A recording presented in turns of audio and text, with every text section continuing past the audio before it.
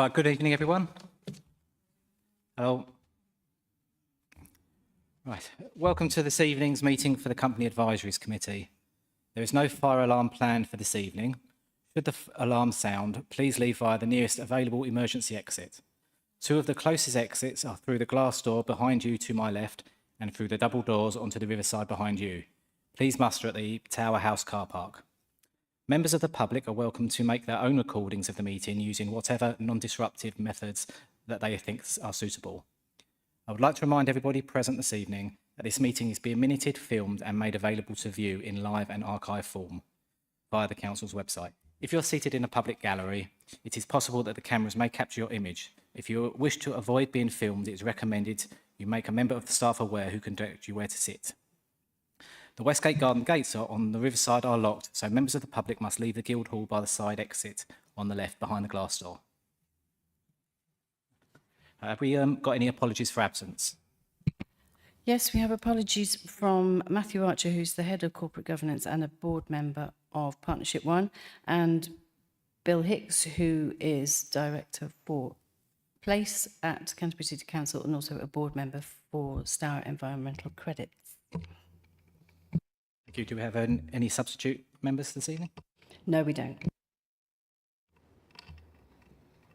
Have we got any declaration of interests? Thank you, Chair. Marie Royal, Director of People, but attending here tonight as Director on the Kinenco Board. Thank you, Chair. Okay. Public participation. I understand that there are no public speakers this evening for this meeting. So that means we can move on to agenda item number 5, minutes of the previous meeting. Can we confirm that the minutes of the previous meeting are a true record by general assent? It's agreed. Item 6 is the Canterbury Environmental Company, Kinenco, Service Delivery Plan 2627, that are on pages 14 to 40 of the pack. I'd like to invite the Kinenco Board Chair, Marie Royal, and Kinenco Board Member, who's not here this evening, to make their presentation. So if you could introduce the report and service delivery plan. Thank you. Thank you, Chair. And apologies from Leo, I should have mentioned that. Just to remind this committee that at the previous meeting, Matthew Archer attended and went through the company's oversight matrix. So the role of this committee tonight is to oversee the corporate health of the company, scrutinise the business plan, which in your papers is called the service delivery plan, monitor strategic overview of the delivery of the company. So tonight's meeting is to look at that strategic delivery plan. It outlines the company priorities and objectives for the next year, the risks, milestones and board decisions that have been taken in the last 6 months. So there's a lot of detail in the report, which we can take questions about after the presentation. We are going to run through a presentation which is a look back over the last 12 months and a look forward to the priorities for the next 12 months. Thank you. So this slide is just a very basic summary of the sheer volume and work that Kinenco delivers on behalf of the council. You'll see up there that we emptied 6.2 million bins. Those are wheeled bins. It doesn't include boxes and sorry? Sorry. Okay. Am I okay to go again? Okay. And so it doesn't include boxes and it doesn't include caddies. We emptied 1,629 litter and dog bins. Now that's the number of bins. It's not the number of times that bins have been emptied. And the number of times that bins are emptied depend on the location, the season, and the demand on the service. Just another interesting fact there, 250 shopping trolleys have been picked up. Again, they're left all over the place, has a negative impact on the community. So it's quite a large number of trolleys, but I would point out that the income for the picking up of those trolleys actually goes into the council's budget, not Canenco's budget. Again, huge number of fly tips that Canenco have removed on behalf of the council, 1,362 fly tips, which is a huge amount of work. But again, striving hard to keep our district a good, clean and nice environment for our communities. And just to cover sort of like the sheer scale of collections and the travel that we do, 540,000 litres of fuel have been used for those pickups. Next slide, thank you. And again, a very high level but interesting fact, we actually collect 9.5 million collections each year, and of that figure 99.8% of those collections are collected correctly. So it's a universal service, but actually the performance on this, you know, when you look at the scale of collections, the company is doing really well. When you look at benchmark that against other providers, we are similar to other providers, so we are not performing worse than any of our competitors. David. Good evening, everyone. Just so next few slides are really looking a look back at the previous year. So some high spots and high points, really. Last year we had an additional accreditation, which is the Safety Schemes in Procurement, affectionately the super duper acronym of SSIP. That is an addition to our current 18,000 occupational health and safety ISO accreditation. We completed the contract signing, and that's now all in place. And last year, the food waste tonnage collected, that increased 27.2% across the district. Average trends at the moment are seeing authorities increasing food trend around 20%. So for last year, that was quite a significant increase. And looking at some of the figures for this year, we are now trending similar to everybody else. It's just over 20% increase. Of course, with a 20% increase, that means in essence we're collecting the equivalent of an extra day's food waste every week. We revised the supervisory structure for cleansing in Canterbury. That's had a significant benefit, and that's been a decided success over the last 12 months. And on the back of the cyber incident, we invested additional £20,000 in our own digital security, which needed to have a bit of an uplift. And also last year, when we compared to the same period in the previous year, we collected an additional 342 tonnes of litter, and that was up 14.2%, which is, again, a superb result. That includes street cleansing arising, so that's also the road sweepers as well.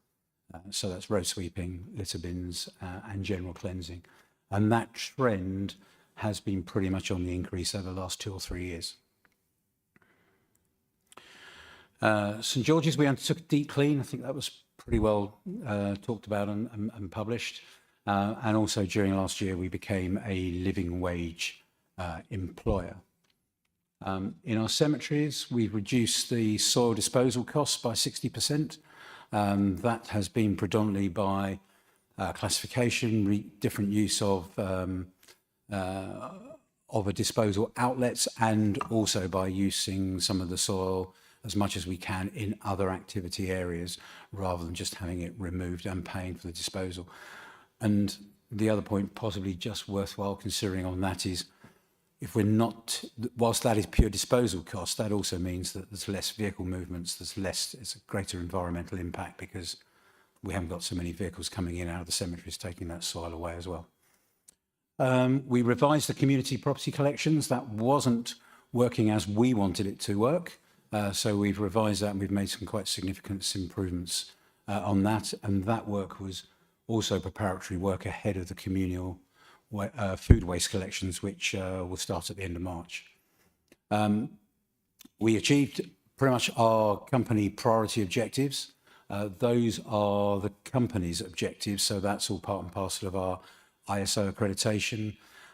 For those of you who work in the private sector, they're probably more akin to things like, you will be used to emission statements and other things like that. So they are separate to the contractual KPIs. These are the objectives we set ourselves as a business, and they are linked also to our ISO. Through our on-site workshop, we have started maintaining some Canterbury City Council vehicles and supporting them. So that's has been a really nice project in terms of some greater partnership working, and that should have resulted in a little bit of savings. It's not huge, but it's a start of just working closer and better together. We attended a number of the resident engagement panels. They've been very successful, and that's opened up some key stakeholder engagement, which has been good. And also the Christmas catch-up also went extremely well with very, very few issues that we've had reported. Last year we had 10 locations, which we did some temporary coastal recycling. That went quite well, although there was some quite high-level contamination. There's a little bit more detail on that in the report. And overall, one good success area, I think, across the contract for a number of years has been graffiti removal. When we looked at the statistics on Monday morning, for example, we had 6 graffiti jobs in the system to remove. 5 of those were reported over the weekend. We don't generally have a graffiti team out over the weekend. And fly tips, again, was a similar number. We actually had 18 jobs outstanding on the 23rd, and 12 of those have come in the course of this week. So we are on top of 2 key areas there in terms of graffiti and fly tipping, which I think one is very, very high profile for not only councillors but also residents, but has been certainly a good success. High-speed roads, we have the road space booked for this year going forward, and looking back to last year, that worked extremely well. We are picking up a little less tonnage than we were in the first couple of years, which is important to consider that when I talked about 342 tonnes of litter, which we picked up more last year, actually what we're picking off the high street roads is decreasing because we are doing it more frequently than our predecessors. And therefore we're picking up less volume. We've continued the use and the growth of our electric battery tools. That's been an ongoing, it's really sort of business as usual now, that's ongoing. And last winter, this is not this winter, but in terms of flood relief for the Nailbourne, we had the flood barriers out in place, and those are monitored literally daily, and they were out for 24 weeks during last winter. Public conveniences, this year has, or last year rather, has been a year of consolidation from the previous year when we took that contract over from Monitor, and the guys have integrated well. Didn't have too many issues last year. There's a number of antisocial behaviour issues around Herne Bay and some areas of isolated vandalism, but they tend to come in phased periods, school holidays, and over a couple of weeks. And then we deal with that. For our ISO certification, we had no major non-conformances, both during internal and external audit. We've had no compliance issues with our operator's license. That's for our running of HGVs. So anybody who operates an HGV has to operate under an O license. It's very, very compliant heavy. And we have no issues around there with the traffic commissioner, who we have regular contact with. And talking of vehicles, during last year we extinguished 6 vehicle fires. The main result of those is lithium batteries in the load. When we say extinguish, that was our crews acting promptly and extinguishing them with the fire extinguishers, which are based on the vehicle.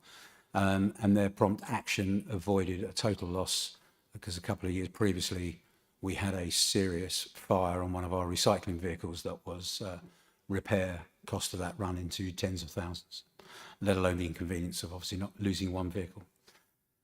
We undertake an employee wellbeing support program, and last year we undertook 145 checks on staff.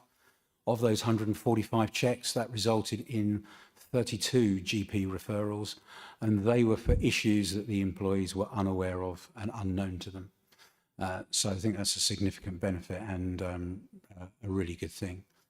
Generally, they tend to fall into the main three categories, tend to be hearing is probably the lowest one, eyesight and blood pressure tend to be the highest ones. Blood pressure is always an interesting one, because everybody, when somebody goes in for a wellbeing check, they're on heightened alert, so their blood pressures tend to be high, but blood pressure is a very, very key indicator for an HGV driver. We had a comprehensive training plan, and there's a lot of detail in the report on the work we undertook last year, and that is also planned going forward, but I won't steal Marie's thunder. The year ahead, I shall pass back to Marie. Thank you, David. So I think for us, moving forward, it is about making sure that we retain that ISO award. That gives you as a company additional assurance that actually the quality of how the company is run, from a management perspective, that the assurance that quality is there. And you know, gaining that ISO is no mean feat that should be sort of undervalued. We've got really good employee relations. We are building on that. We have a good employment retention rate, which is around about 22% in terms of turnover.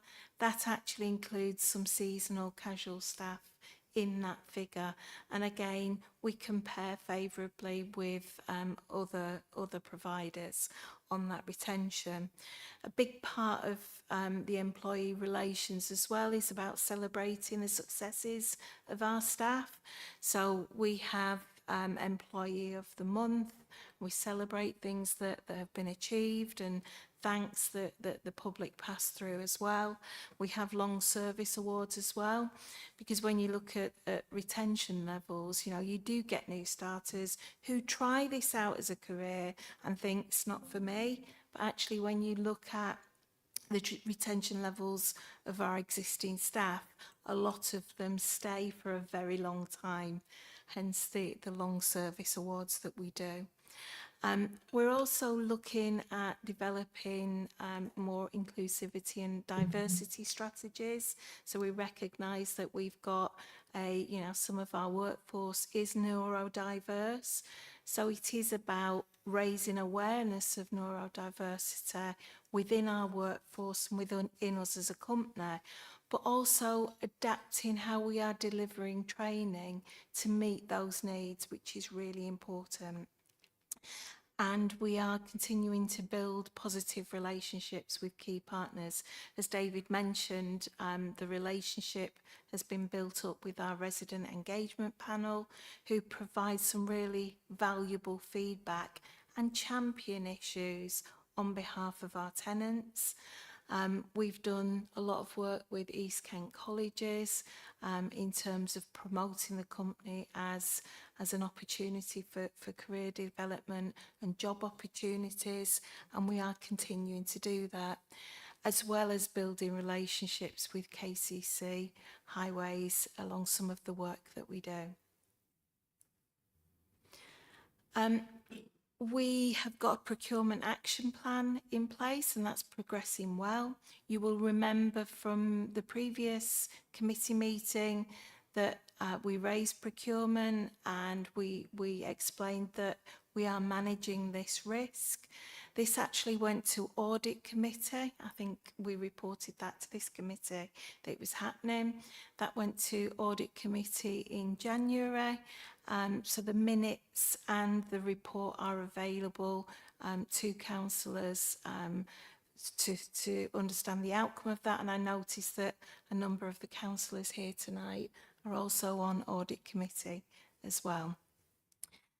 To reassure you again around procurement, at the last audit committee, East Kent Audit Partnership had completed a review of governance, and they will be looking at procurement review in about 6 months' time, again to give you that assurance that the quality and action we are undertaking meets requirements.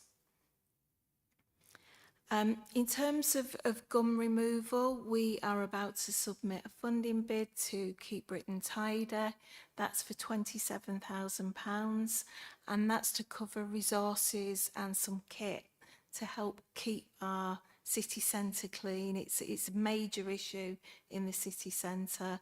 We are doing gum removal on a daily basis, but if successful, this will give us additional resource for a 3-month period to target specific areas that we know to be hotspots. We've undertaken some street washing and scrubbing at St George's, and as part of the budget there is provision to buy more equipment to tackle this in a more effective way. So it's a priority for us in the next 12 months to keep that area clean and in a positive sort of state for community use, business use. Car parks is a new area. It's not something that we as a company delivered previously, but at the request of the council and through provision of budget funding, we are making sure we've got a dedicated team working in our car parks in terms of deep cleans of the areas, cutting back vegetation, weeding, etc. Again, so that it's a positive experience for our customers when they're using car parks. We've also got a, sorry.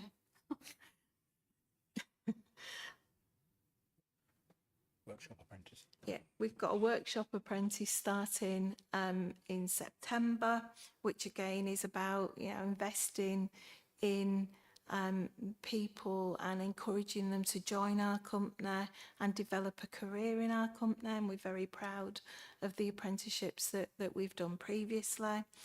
And in March, we are expecting a delivery of a HVO hydro-generated vegetable oil tank and commissioning a fuel supply from April 2026. So again, it's about improving the efficiency and the environmental impact that our vehicles have on the district. That's just a look back, look forward. The report has got a lot of detail in there. We will take questions, but I'm just going to hand back over to Sarah just to run through the recommendation and options available for the committee.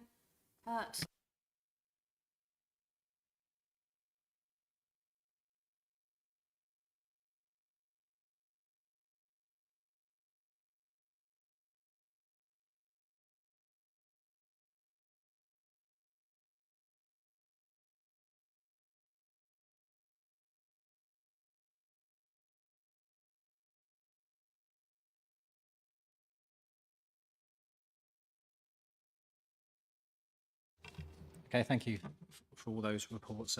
Appreciate that.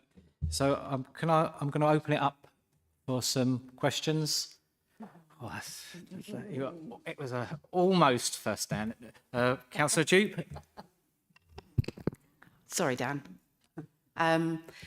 Thank you for that report. Really good. So much detail, and I'm really pleased to see the apprentice is going to start. One thing that struck me, I don't know if this could be a recommendation or whether it's too complex, but if there seems to be more than one needle a day being picked up, is this in a concentrated area? And if so, is there some sort of waste provision that we would be able to give people instead of them hiding it behind a bush or something like that. Again, it might be too complex an issue, but saving money and effort.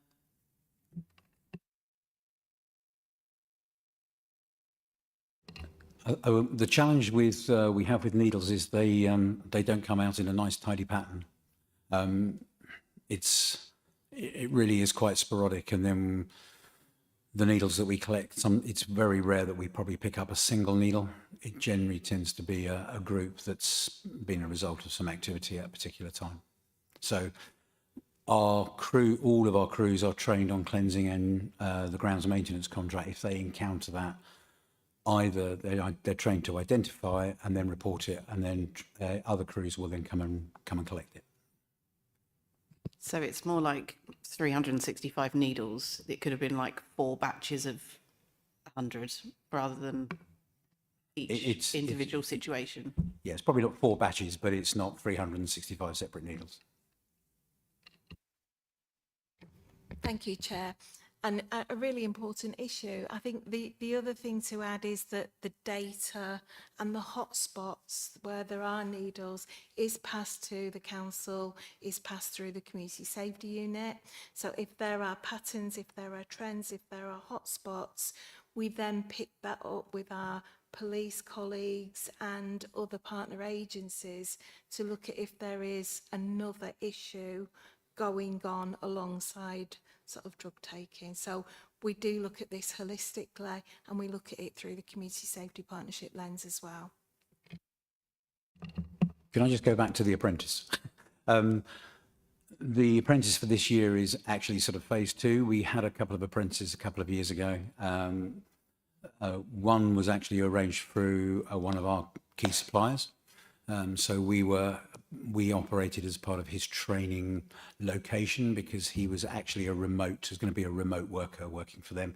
He needed to work somewhere of a fixed abode, shall we say. So we facilitated that. Working alongside him, we had our own apprentice, and he has successfully completed his apprenticeship, and he is with us, and he has been with us now, including his apprenticeship, 3 years. But because he's come to his end and he's now a fully fledged fitter in the workshop, September is the appropriate time to embrace another one. So we're building on that, and that is mainly because our fitter work age profile is approaching retirement age. Well, mega congratulations to that apprentice, and you guys for your support of him. Yes, mega. Councillor Watkins? Thanks, Chair. And yeah, I should say that thank you for all coming together today, talk about Kanenko and the other companies, because they are critical.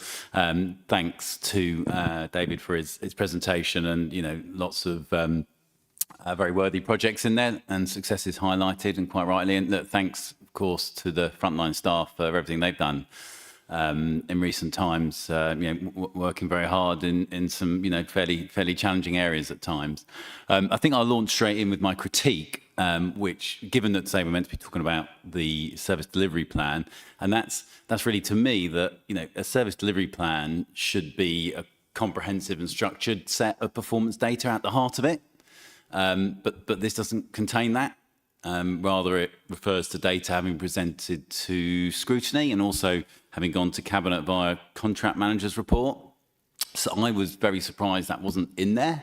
And I say that based on my experience of other industries. I actually haven't been on this committee all that long. And actually, I'm on scrutiny, and I don't believe I've ever seen anything approaching a comprehensive data set in scrutiny papers. So I just don't think we've had that. And similarly, I've talked to Sarah this week, and she's unaware of a contract manager's report that's gone to Cabinet, and I can't find that in Cabinet papers. I've looked at the last sort of 9 or 10 months. Because I love going through it, as you can imagine, Chair. But yeah, that's not in there, and that does make me uncomfortable. I do think it is wrong that we don't have that performance management data. We should have a report showing each KPI target and the performance achieved against it. Seen that in other businesses. I've seen that in charities. I've seen that in other councils. because we don't have that, our primary source of performance data has actually been in the last year FOIs that people have been sending in and we all get to see. And that does show some performance issues with missed bin collections and with the quality of street cleaning. So I don't make these points about governments and performance management just for the sake of it. I think there are some real world issues here, and we will not resolve the real world issues until we have got the data and have a really transparent discussion of it. And that is just natural and healthy. I have never gone to a business meeting and gone through a set of KPIs and found every KPI hits target. It was, the same other councils. So we shouldn't be defensive about it. And I think we need to get that. Otherwise, the SDP, and it'd be really interesting to see what other councils think tonight. I think it is a bit of a list of worthy projects with a bit of cherry-picked data, which is interesting, but not that comprehensive report back on the past year's performance, the things we're missing, and then the plan should say, and this is what we're going to do this year. This is what we're investing in to make sure where we've been off, but we get back on track. I do also want to just mention, while I was talking about key performance indicators, they have been reduced in the case of waste collection from 19 down to 10. And I'd be interested to know what the governance around that was, because that was news to me. How does that get communicated? That's quite a big change. And I think, I presume the cabinet probably sign off on that, but other councillors should be made aware. Finally, actually, I have got a suggested kind of recommendation on this point, which I'd like to talk about later on this evening. But actually, rather than just wading into that, I've spoken long enough already. So maybe I'll come back to that and see what other councillors have got to say, and then maybe we can kind of broaden that out and see what people think. Thank you. Thanks for that. Can I just ask, do you mean some of this, it's not like, because of the different committees, different bits go to different committees, and you'd like the information all in one place for each one? Is that? Yeah, I mean, if there are 10 KPIs now on waste collection, as an example, let's just list what the 10 targets are and the 10 results against that. I would be happy for it just to come to this committee as a comprehensive data set. But then, of course, in scrutiny report, where we'll be talking about Kanenko sometimes, then we might lift some of that report and put it in. I'm not saying that has to be in every single committee every time, but it needs to be agreed that it is in one committee's remit, that it is updated on a regular basis. Yeah, okay, thanks, Dan. Marie? Thank you, Councillor Watkins. And, I can understand definitely where you're coming from in terms of seeing this data. In terms of reporting, scrutiny, the 6 monthly reports on performance used to go to scrutiny, and scrutiny agreed to change the format of those meetings. So, with scrutiny, it is about doing deep dives, spotlight reports on key areas of concern. So that is a route if scrutiny committee want to look at anything in detail. The company oversight matrix that Matthew brought to the last meeting sort of outlined where things should go and where things should be reported. So moving forward, there will be an annual sort of performance report done to Cabinet with a 6 monthly update on performance from the contracts team. And that was set out in that company matrix. I think at the last meeting, there was some high level information on some of the performance targets and performance that had been achieved by the company, which was the autumn meeting, which gave an update on progress and where things were going.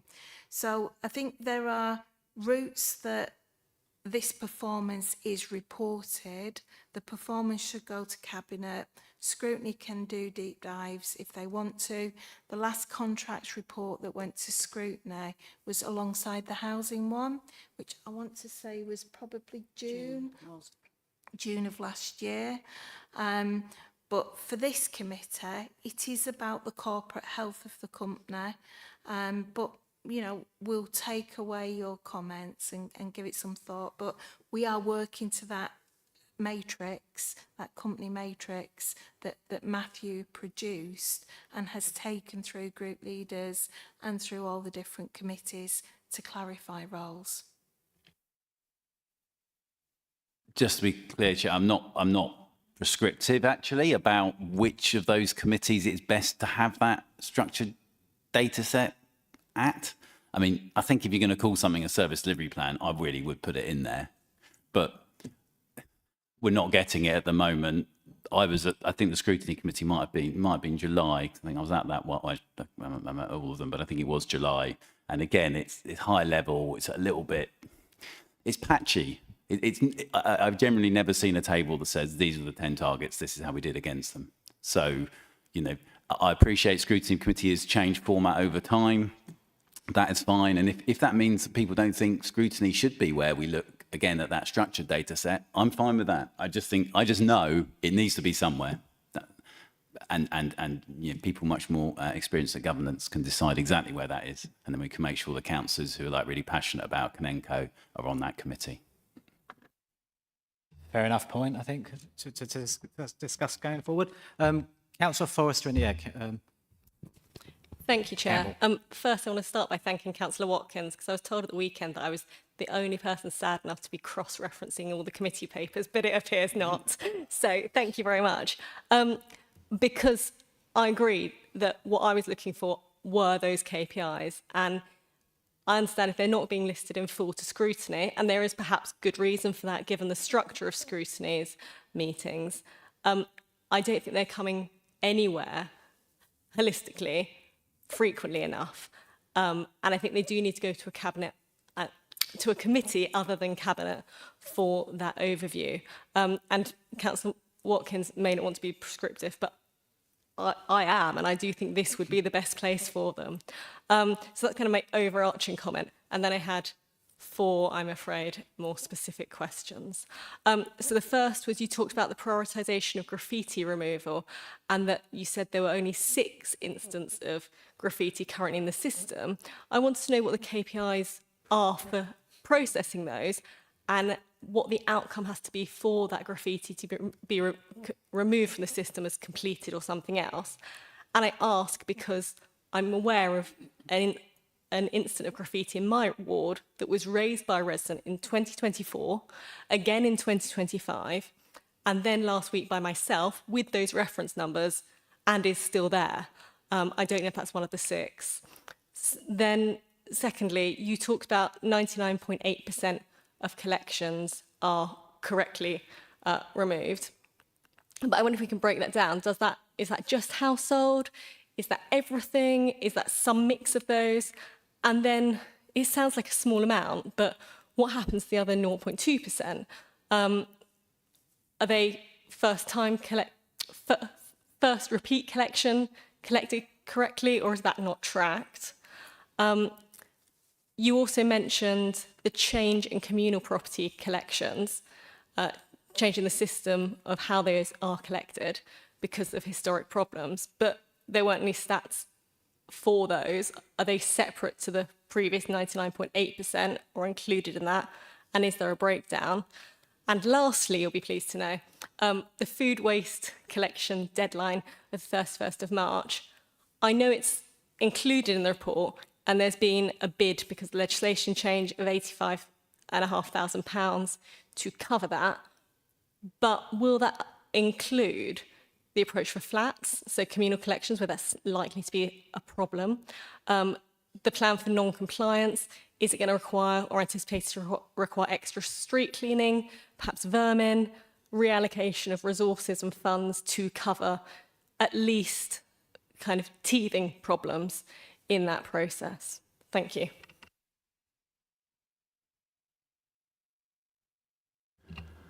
I'm not aware of specifics in terms of the graffiti, so if the reference you're making to that job, if you'd like to, if you can provide that separately, we'll certainly have a look at that. Have you?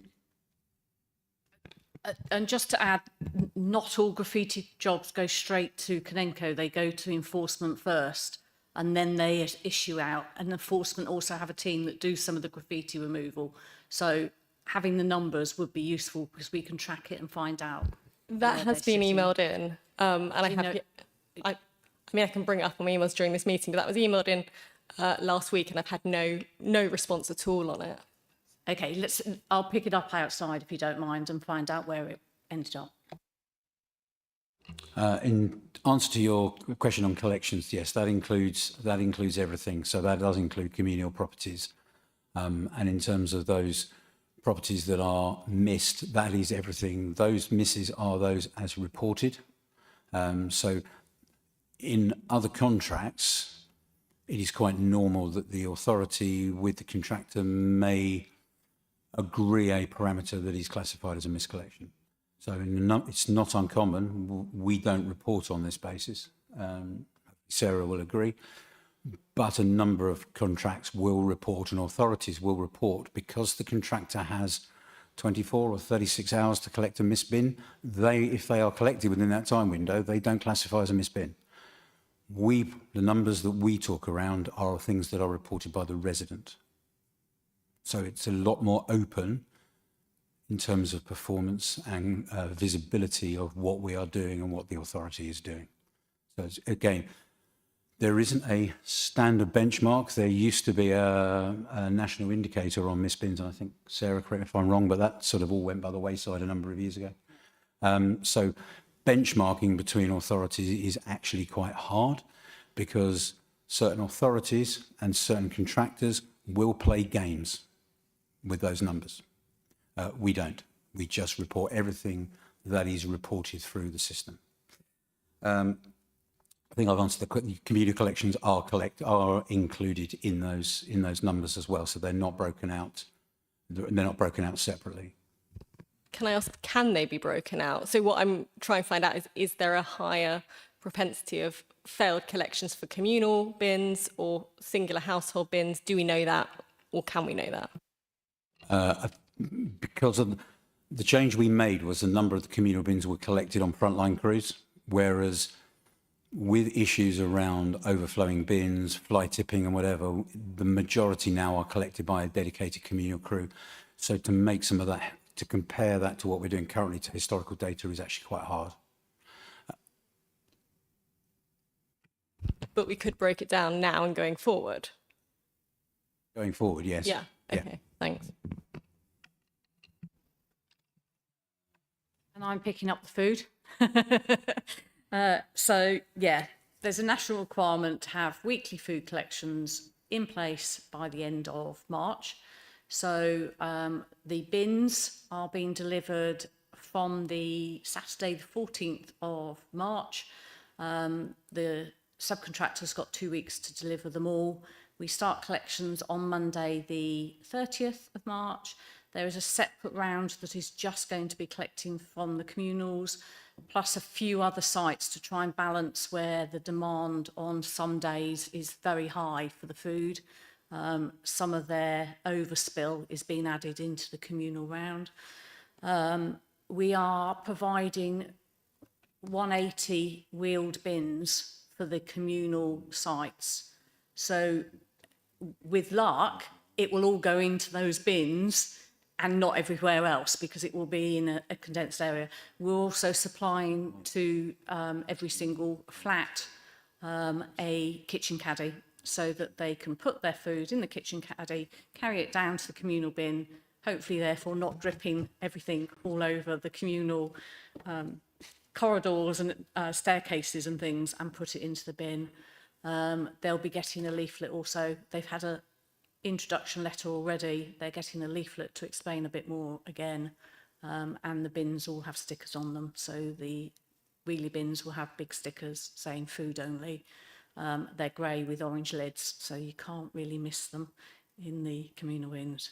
But yes, the crews will be keeping an eye, and if they find spills in the areas, if they can do it themselves, they will do it. If not, it will get reported to the streets teams and they'll come out, clear areas. Does that give you enough? It does. And so just to clarify, I think that's saying there isn't then any funding ring-fenced for that clearing up, anticipating kind of extra street cleaning or anything. It's just to be managed as BAU. Okay, thank you. Thank you, Chair. And just to come back on both of your points about the KPIs, obviously Canenco report on the KPIs. We have the contract meetings with our contract manager. In the report, there is section 6, an update on performance and what that looks like, but we will take away your comments through the contracts manager, and that will be taken back through to council, to the council. Thank you. Councillor Campbell. Thank you. And thank you for the report. I'm going to follow on from councillors Watkins and Forrester on KPIs, sorry. Just to go back to the point that was being made originally was that it's not so much that the KPIs aren't visible, and they're not, and we've made that point quite clearly. It's the fact that the service delivery plan activities should be linked to the performance. And I think that point's been missed. So, for example, if it says we're going to do this next year, it should be because we are failing to meet this target, or we're meeting this target and we're not doing quite as much of it next year, so everything's good. So I think the SDP should be very clearly linked to all of the activities in it, both historical and going forward, should be linked to KPIs that are either being missed or not being missed or whatever. And I think that's a big gap. I think, and we can dance around the subject of what KPIs. There were 27, by the way, across all 3 contracts. That's quite a lot. There's a lot of data there. So we can be selective. And a follow-up part of that same point is there absolutely any reason why we could not provide some KPI information to be publicly available on the website? 27 KPIs with detailed figures on a month-by-month basis. This might be a bit much, but some sort of traffic light system, maybe quarterly. I mean, as far as our taxpayers are concerned, this is one of the biggest expenses, if not the biggest expense. It's the one that always comes up when you meet people. It's something that has a very direct impact on all of our customers. I think we should be very open and transparent about this. I've got other questions as well, but I'd like to leave that one hanging if I can.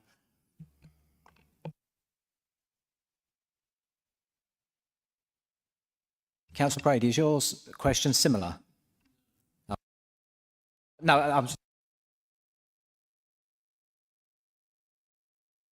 They're going to take that away with them there, Councillor Campbell. Get back to everybody. So, do you actually want to ask questions now? I'll tell you what. No, you can ask your questions, and then we'll go on to Councillor Brady after. Fine, thank you. In the preamble, someone mentioned, apologies, I can't remember who, that they mentioned the phrase benchmarking, and they said that Canenco performed very well, and I think the phrase was, they're certainly not any worse than anybody else, our competitors. But I'd like to see that information, really. If someone's done that analysis that says Canenco's performance against its competitors is at least as good, if not better, then I think that's something that should be shared with this, and it should be something that comes out in the service delivery plan, in my opinion. Next point, it's a detailed point that came up. Someone mentioned again, apologies, that there's been quite a few fires on vehicles because of lithium batteries. But one way around that could be that we have separate battery collections on either on streets or in collection points, and we don't do that in Canterbury. We almost encourage people to chuck it in the bucket of a van, and consequently they get set on fire. So have we got a proactive plan that will prevent that at source? Next item is just on the organisation chart in the report. I think it's on page 20. Doesn't have a procurement manager on it, and I believe, if my memory serves me right, I was actually at the meeting. At the audit committee meeting, we said that as a priority we needed to recruit a procurement manager because of our non-compliances, and I'd like to know where we are in that process, and should the organisation chart be updated to reflect that. And I'm nearly done. Last one is, oh yeah, sorry, can't remember exactly what page, but towards the end of the report, we talk about growth plan, and there's about 800k worth of additional works.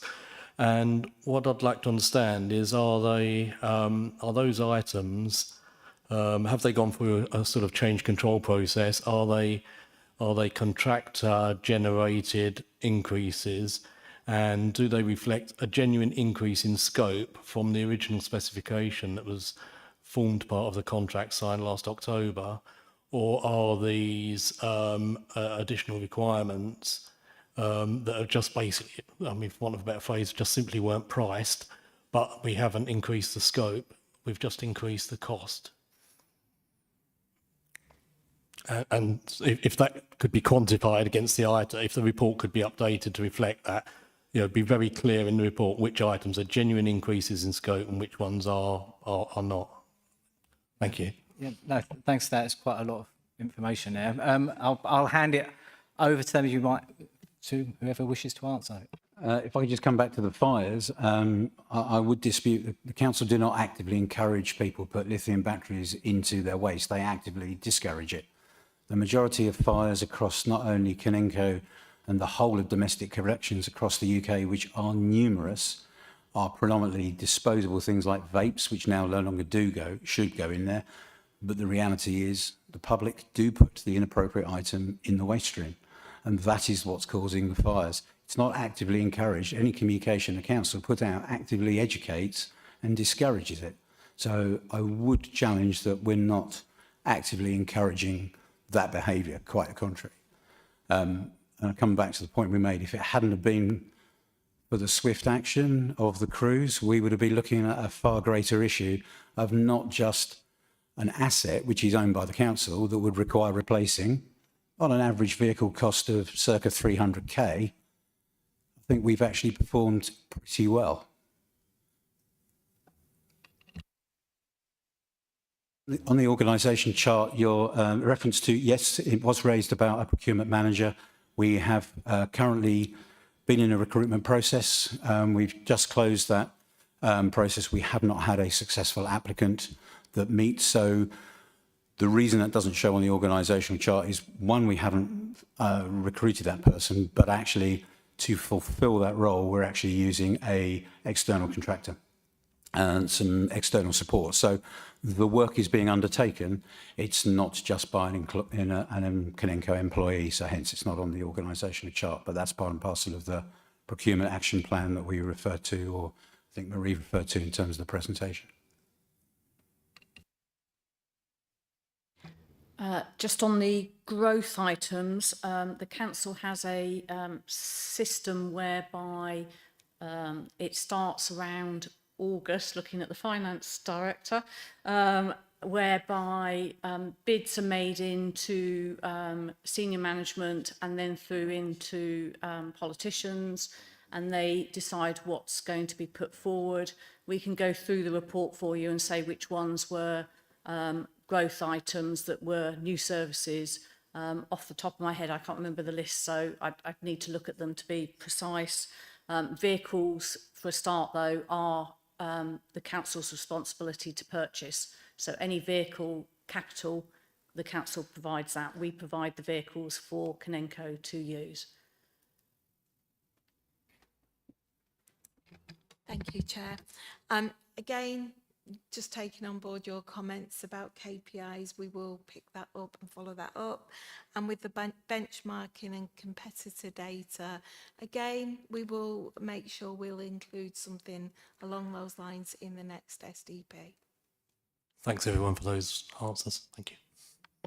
Councillor Brady. Thank you, Chair. I think the KPI question has been well made, so I won't go back over that. I've got questions in 5 areas. How much does it cost the council per year to clean graffiti? And can we have some comms with digital information on this, which we can share on socials? I've seen recently posts of, do you know this man, etc. But if we can follow that up with, it costs the council this amount, that's not the council, the taxpayer this amount, so then councillors can share that. And it surprised me when we're talking about gum removal that we have to go and get a separate grant from Keep Britain Clean, did you say? Where I think, and I'm sure you would agree, that whoever produces a chewing gum should put money forward to clean that chewing gum and give it to the council. Do they give money to keep Britain clean? And that's where the grants come from. Is it enough funding to be able to do what we do? I'm seeing nods about the grant coming forward, but we know that the extended producer responsibility funding is quite substantial for plastics.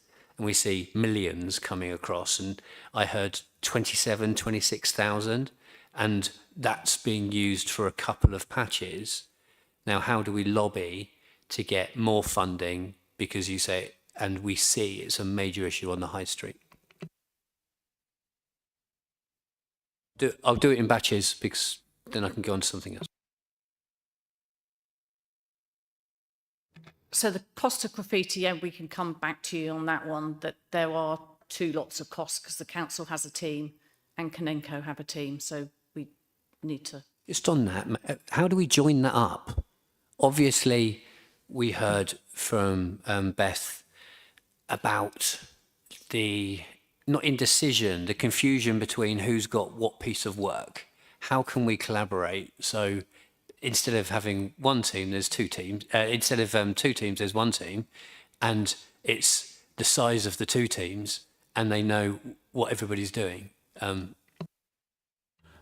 collaboration is very, very successful. The teams work very, very closely. So we tend to pick up a lot more of the sort of the tags and the offensive graffiti, but there is a triage process. So as they are passed on to us, there is clear definition of what the council's graffiti guys are actioning and what we are actioning. So, and again, those jobs that I've reported or you saw on that initial graphic, those are the jobs that are being passed to us. Our graffiti removal team is actually spread across two teams, and also some of our barrier operatives. So in terms of coming back to a cost, that may be hard to quantify as an exact cost because it's part and parcel of other cleansing activities of when people are out and about, but we'll come back to that. And Chair, if I can answer the gun removal, yes, you're right. Keep Britain Tidy are the organisation that organises the grants, but the funding is from the gum companies. I would say, yeah, it's a very small amount compared to what actually we'd need to do gum removal throughout. So any lobbying would be appreciated from that side of things, definitely. Just if I come back on that, if you were able to give us quantify a figure on how much it would cost per year to keep Canterbury tidy and clean of any type of gum or bubble gum, then we can then use that and see how we can increase funding. Thank you. To my next bit, paragraph 5.3. Would you, sorry, Councillor, could you, if you just do all your, rather than stop, if you put all your questions in. All of them in? How many have you got? Well, I've got 4 areas. Yeah, if you just start with your questions, Sure, then okay. it will just be easy that way, thank you. Sure, GMAW, everybody loves an acronym until you don't know what the acronym is. Grass cutting. Do we engage with Kent Plan B to assist with some of their projects that they have, such as No Mow May? I understand that we did a little bit on No Mow May last May. Are we going to be doing it this year? How do we engage with community groups when they plant bulbs and whip trees? Naturally, a good community event coming spring or November, planting bulbs, if nothing is then communicated and there's a swathe cut, and then all of these little shoots are mown, that kind of defeats the object and everybody gets slightly annoyed. Page 40, brilliant to hear that you're getting involved in the Armed Forces Covenant and signing up to it. Are you going for any of the awards? Are you going to go on that process? And towards the end on page 40, there's a list of summary areas that are going to be focused on throughout the year. Can we add that to that summary area of we're going to be focusing that and we're going to get signing up to that covenant and trying to get some of those awards? AI, Good to see. It's refreshing to see that the benefits are listed, because previously in this committee there was a focus on scary AI, and I understand the negatives, but there are also lots of benefits that can come forward. It was concerning to hear that some employees are using AI on some of their sick notes or back to work forms. Are we using an AI checker on this, and how do we then challenge and move forward? Last area, 3 questions. So with the disposable vapes, obviously there's been a ban on those. How positive have we seen the impact of that from that ban? And can we also put a request out to the comms team to put out some more graphics to highlight what issues there are from lithium? I know we do this periodically, but can we do it again? What issues there are from lithium batteries in household waste, and what is the expense to the taxpayer? On the overflowing litter bins, there's a KPI, and I said I wouldn't mention it, but this is a specific one, that between June and August it wasn't being met on the overflowing litter bins. How are we going to get in front of that so we don't see that KPI being missed through the summer months? And it mentions that fly tipping is proactively reported and dealt with by crews. Now, I would challenge some of that statement, where recently at Vauxhall Avenue there's a large piece of land, and we put myself as the division councillor and ward councillors walked around with housing, and other officers put in a plan for it to be looked at and swathe cut and cut back. And we came back a year later, and there were probably about 10 burnt out piles of fly tipping. So there must be areas that aren't checked regularly within our district, which could be, and then proactively reported. And that's one area that definitely wasn't. And we were thankful. We walked around with one of your Kanenko staff members, colleagues, and there's going to be an action plan moving forward. But that's only because myself and a volunteer walked around there a week and a half ago and was so surprised by the state of it. We then raised it again after a year. So there must be areas where councillors haven't looked that we need to be on top of.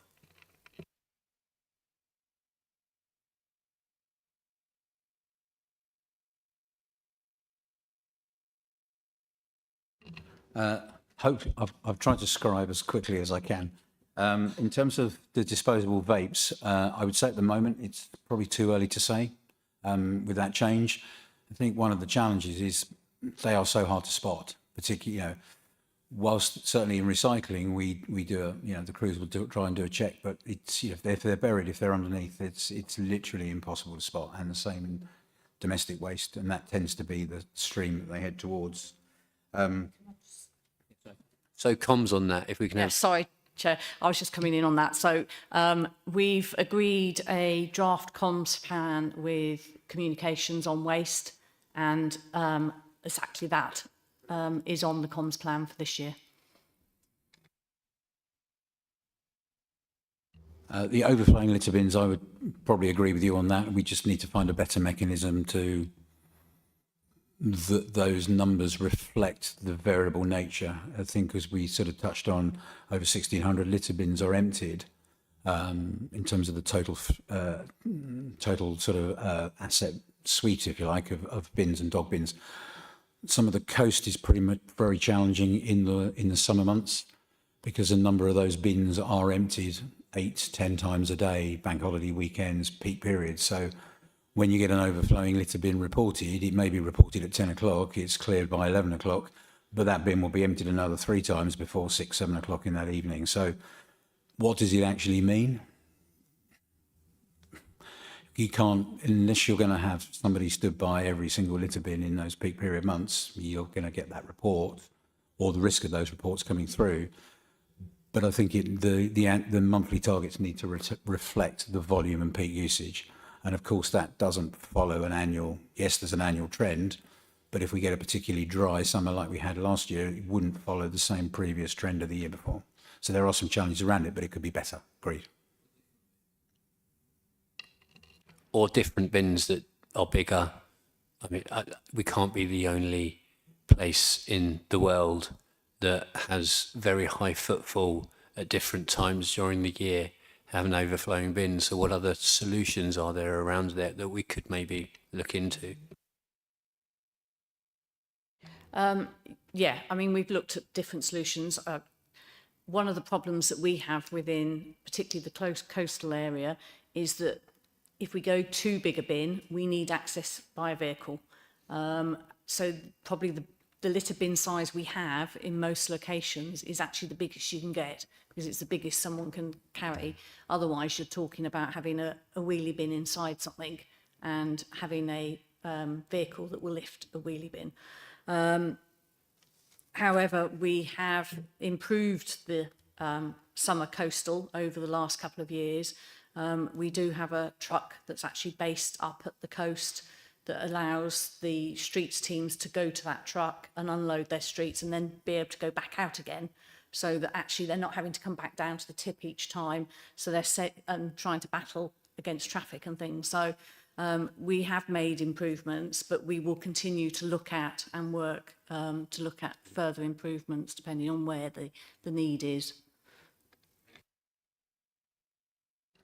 Sorry, just a couple of other bits which I probably missed. In terms of the Armed Forces Covenant, the application that's gone in is for is the initial application. So as we understand the process, that will be an award for bronze. And then we will work a little bit like our ISO, and we'll work on a program of improvements and things that will go for a full audit process. But the initial application should come back with a bronze award. That's what we're hoping for. I could be corrected on that, but that's what we're hoping for. And the question on AI, we've had some training from our HR partners who we work closely with, which come through the council. So we're doing some familiarisation training to spot sort of an AI application. How we are spotting it, or how it's has come to the fore, is the application, the information on the application form, the way the application form is written, doesn't correlate to the interview, if that makes sense. So, and on some absence monitoring, in terms of reasoning, you can see that they are written via AI. I don't think we're alone in that, I'm afraid. Sorry, it's now coming back to me. Grounds maintenance and associated works, GMOR. You talked about the grass cutting. We do communicate with the environment team, and they're the group or the team that works with the local groups as to where they're planting bulbs or rips and things. So we rely on them telling us in the contracts team, and then we do a variation to Canenco to tell them, mapped, this is an area you mustn't cut during this period because of the bulbs, or because they put trees in. Can you leave a swathe around this area? And that information then gets passed to Canenco. So we are working, as long as the community group has worked with the environment team, then we will get that information across to Canenco. And can I just quickly come back on that, if I may, Chair? And that information stays with Canenco, because obviously with bulbs it's seasonal. Yeah, we put it on. I wasn't trying to get too technical. We have a confirm system which links to the maps that is available on the council's website, but that drives what Canenco do on the ground for grounds maintenance. Sorry, the pun. But yes, we then can put it in. So an example is that there's some alleys in Whitstable that a community group have taken responsibility for, but not the trees. So we've taken the areas that they're responsible for out of contract, but left the trees in there so that we make sure they're inspected and any work is done on them. So that's an example of taking out a whole site because of a community group's involvement. But we change cutting regimes on open spaces. Kingsmead we've done to fulfil the needs of the local neighbourhood group, local group. So yes, we do that, and it's recorded in Confirm. So that's the system we manage the grounds contract. So NOMO May, we struggle with that. So we're doing it site specific, but also reducing cuts so that, again, working with the environment team, they'll determine that an area will only actually have a conservation cut twice a year instead of actually just not cutting during May, because we find in cutting, just not cutting in May, creates problems in April and June for the cutting and the machines that we have. So actually we work more positively with the environment team and putting more areas into conservation cuts so that we're not cutting them as frequently. So that's how we're treating NOMO May. The fly tipping, I apologised over the Vauxhall Avenue situation. David and Marie mentioned the additional supervisor side of things in streets, and that person is now looking at that site on a weekly basis to make sure it doesn't return. On top of that, the localities team, which Joe came out and met with yourselves last week, he's going to be doing a monthly inspection, and then on the ground side, the ground supervisor is also doing a monthly inspection, so we shouldn't get to that situation again. And sorry, the graffiti, some of the problems might be on private land compared to public land. So that's where very much the graffiti council team works with private landlords to work and get rid of graffiti that way as well. And just to add to that difference between the graffiti team, so the council team is very much doing the low level, quick win, removing graffiti. They work with landowners to remove graffiti and get permission and get the owners to remove it as well. There are restrictions on some of that, but we work with people to do it. And the difference with the teams as well is that the more complex cleans are done by Canenco, but actually where there is an enforcement angle where we can identify someone. So you'd have seen you mentioned about the comms, about the tagger, trying to identify them. Actually, there's actually been an arrest linked to that as a result of information. So the council's team focuses on enforcement and taking action, as well as doing those low-level sort of cleans. Okay, yeah, I think everybody's had a lot of questions this evening, but Dan, you did say at the start that you wanted to come back, so yeah, chance is now. That's very kind of you. I just, one really quick question, and then I'll make my suggested recommendation. The quick question was just from the plan, section 11, it says there was an annual leave increase with length of service that we bid for, and I think we got £84,000. Can you just explain what the reasoning or rationale for that? Was it our choice? Was it new legislation? And then Chair, my recommendation would just be, and you know, there's been quite a lot of agreement, I think, already on you know, amongst the councillors and amongst the officers, but I would suggest that maybe we ask if it's fair that within 2 months, say the end of April, we update this service delivery plan to sort of very significantly just expand the section which is called performance management. I think that's section 6, and put in that comprehensive set of data, which I guess is the 27 KPIs that are now formally being tracked through the contracts. So I would give 2 months, and we must have this data. It's just a matter of getting the up to date. You know, I appreciate some of it might require a bit of work for the most recent months, but putting that in, and then if we can also linking, you know, where we're missing target, the narrative of, you know, how the service delivery plan is going to get us to where we need to be, and if there are targets we're missing by a lot and it's not going to be done in 1 year, just let us know. Really, just let us know, because some things do take more than a year. That would be my suggestion. people are happy with that and think 2 months is reasonable. You know, thanks, Dan, for that.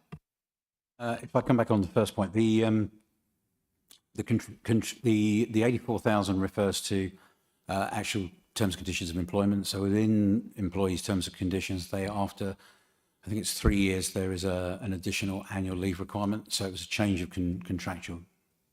So that's what the additional payment is, because it's an additional annual leave that's a part of their contract. So in terms of our budget, historically on year, that wouldn't have been included in previous budget numbers. And that's what that additional payment is for. And it's also including additional agency to cover that cost as well. Absence. Okay, so it's a new clause we brought in saying after No, 3 years. It's not a new clause. Oh, it's more people going over the It's 3 year the original trigger. people just, Okay. we've employed 3 years ago. They've now done 3 Okay. years of service. They're entitled to more annual leave. So I guess it's the flip side of having, you know, quite good continuity of workforce. Yeah, understood. Okay, well, I'll have a little chance now to ask a couple of little smaller things.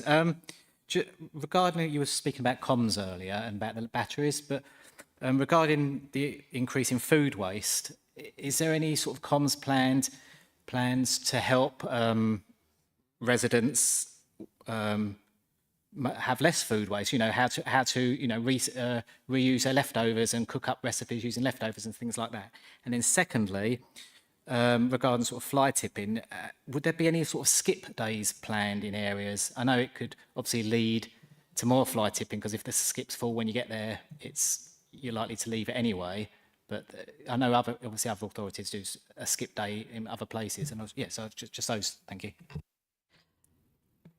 Chair, I'll come back on the comms on the reuse. So as part of the draft comms plan that we have recently looked at and made comments on, and just waiting to go through with the cabinet member, reuse of food is scheduled for later in the year. Yes, because we realised that was something we needed to be thinking about, particularly with times financially for people. Reuse is going to be really important. On the fly tipping and the skip, it's not something particularly we encourage, but it is something that quite often our colleagues in housing work with their contractors to do days where their residents can come out and bring stuff and have clear up days. So it is something that we've occasionally looked at, whether that's something going on, but we do have the student clearance also, and last 2 weeks in June, July, when they're ending, we allow people in those student areas to leave stuff out, and we have more collections to make sure we clear those bits. Thanks, that's helpful. I was going to sort of sum up. I do think from everyone's sort of about the information available in the report and stuff. So I think, you know, people are members of overview, scrutiny, audit, and this committee, and you all get to ask questions in different committees. So it's not necessarily, but you can, and so you probably need more information in a pack to have less questions. And so I don't, you know, what Dan was saying about, it doesn't all, you know, the questions might not have to be directed in this committee. But it could be the same pack in theory, then gets transferred around to different committees, and the right question gets asked at the right committee. That would be my sort of thought going forward. But I am going to go back to the original proposal that was heard about an hour and a half ago, to propose that this committee recommend to Cabinet that the service delivery plan for waste collection and street cleansing, grounds maintenance and associated works, and public convenience cleaning and maintenance for 2607 be approved. And I'll need a seconder for that, please. Councillor Dupe. Sorry, do I need to actually announce that I'll second that? That's okay. So we'll need a recorded vote. A recorded vote for this one, please. Sorry, Chair, I mean, I thought we were going to see if we could, well, I was proposing, and I didn't know it had to be done through a vote, so it would be less formal, but I was proposing that we ask for that plan to include the performance management data. And I'm happy to second that.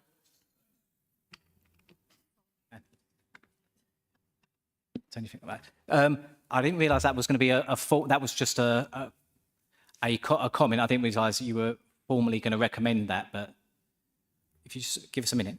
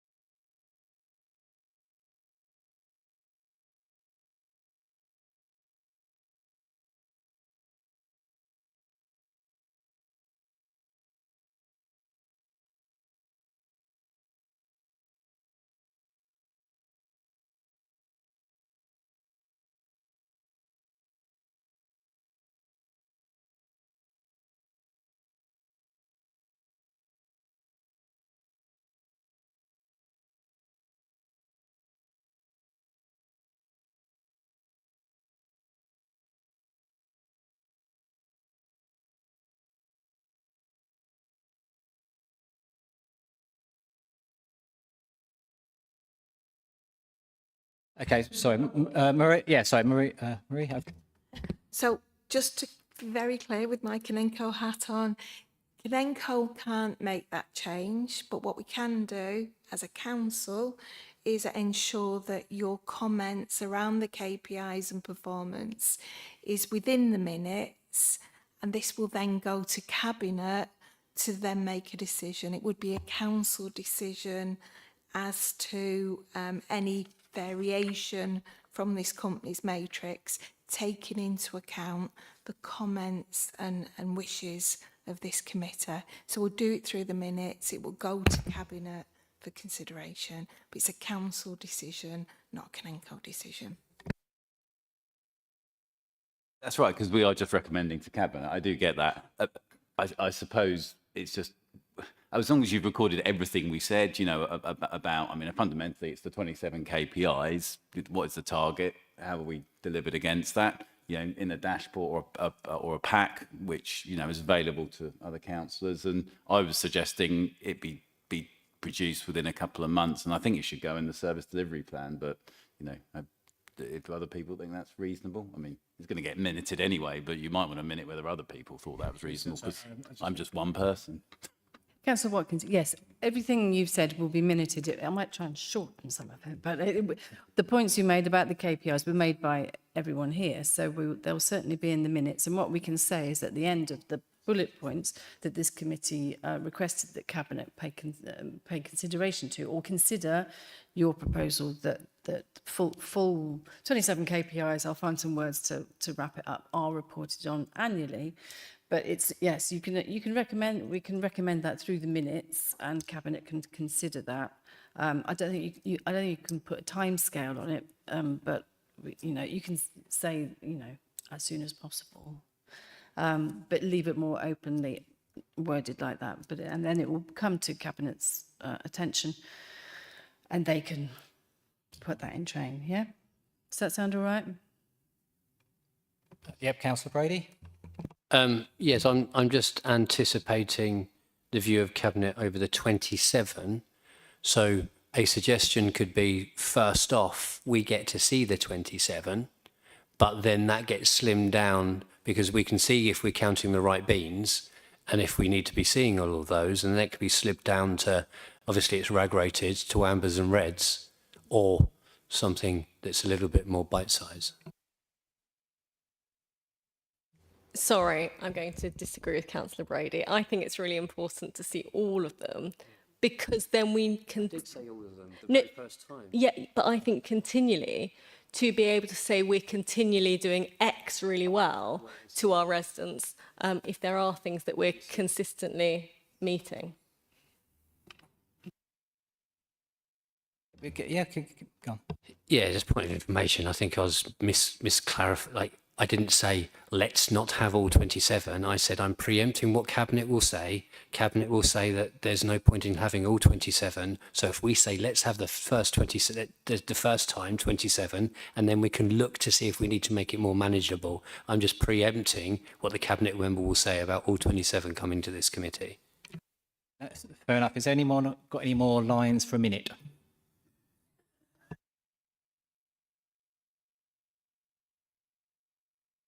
We'll go back to the vote again now, please.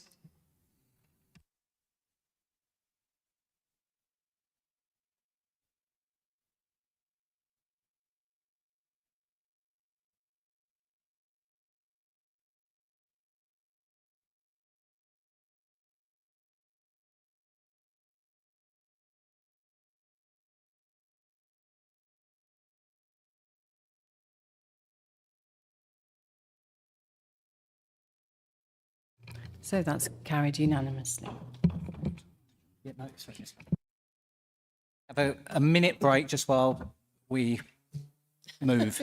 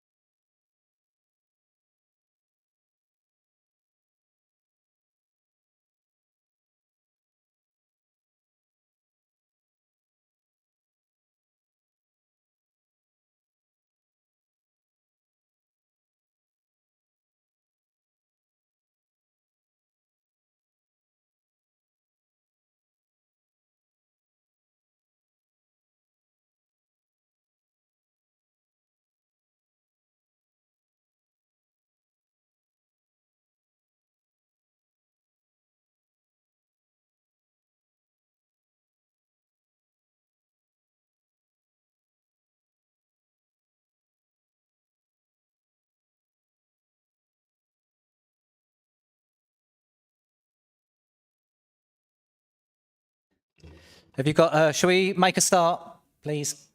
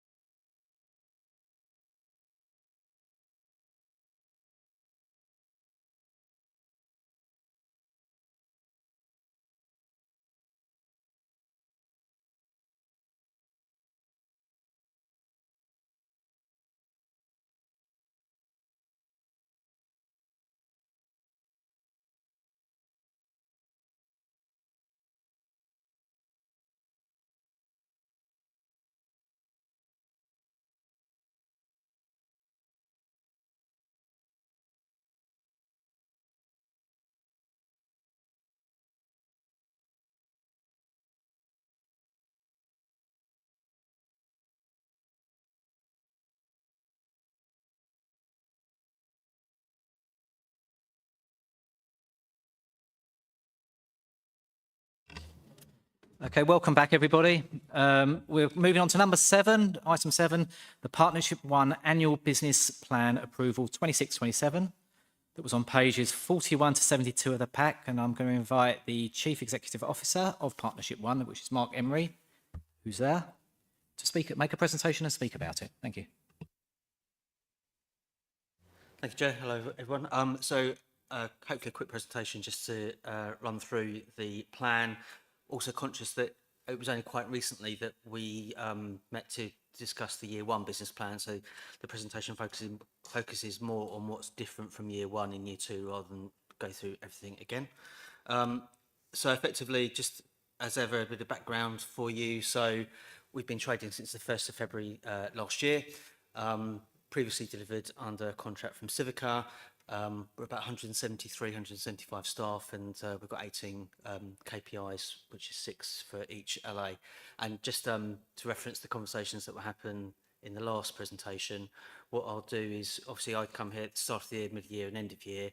Mid-year, when I bring the update for the how we're performing against the business plan, I'll obviously include the KPIs for your reference as well. We deliver. Sort of preempt the conversation, preempt the question. So in terms of our services, we obviously deliver council tax, business rates, and corporate debt. It's about 570 million annually. We do about 124 million pounds of benefits. We answer around 370,000 customer transactions. That's obviously across all 3 sites, of which Canterbury is a major player. And I've got colleagues from Ashford here, so actually do Ashford's business rates for them as well. In terms of the authority objectives, for me, it's a priority around aligning with the owning authority objectives to make sure that we remain that partner of choice. Obviously, got to continue delivering excellent services, contribute financially and certainly not be a burden financially to the councils, and look to assist with any future requirements such as local government reform. So the business plan itself, so the strategic plan, which was agreed by the board, includes the vision, which is to be recognised as an excellent service provider, deploying innovative solutions, approaching everything we do with an open and honest approach, backed by the best people.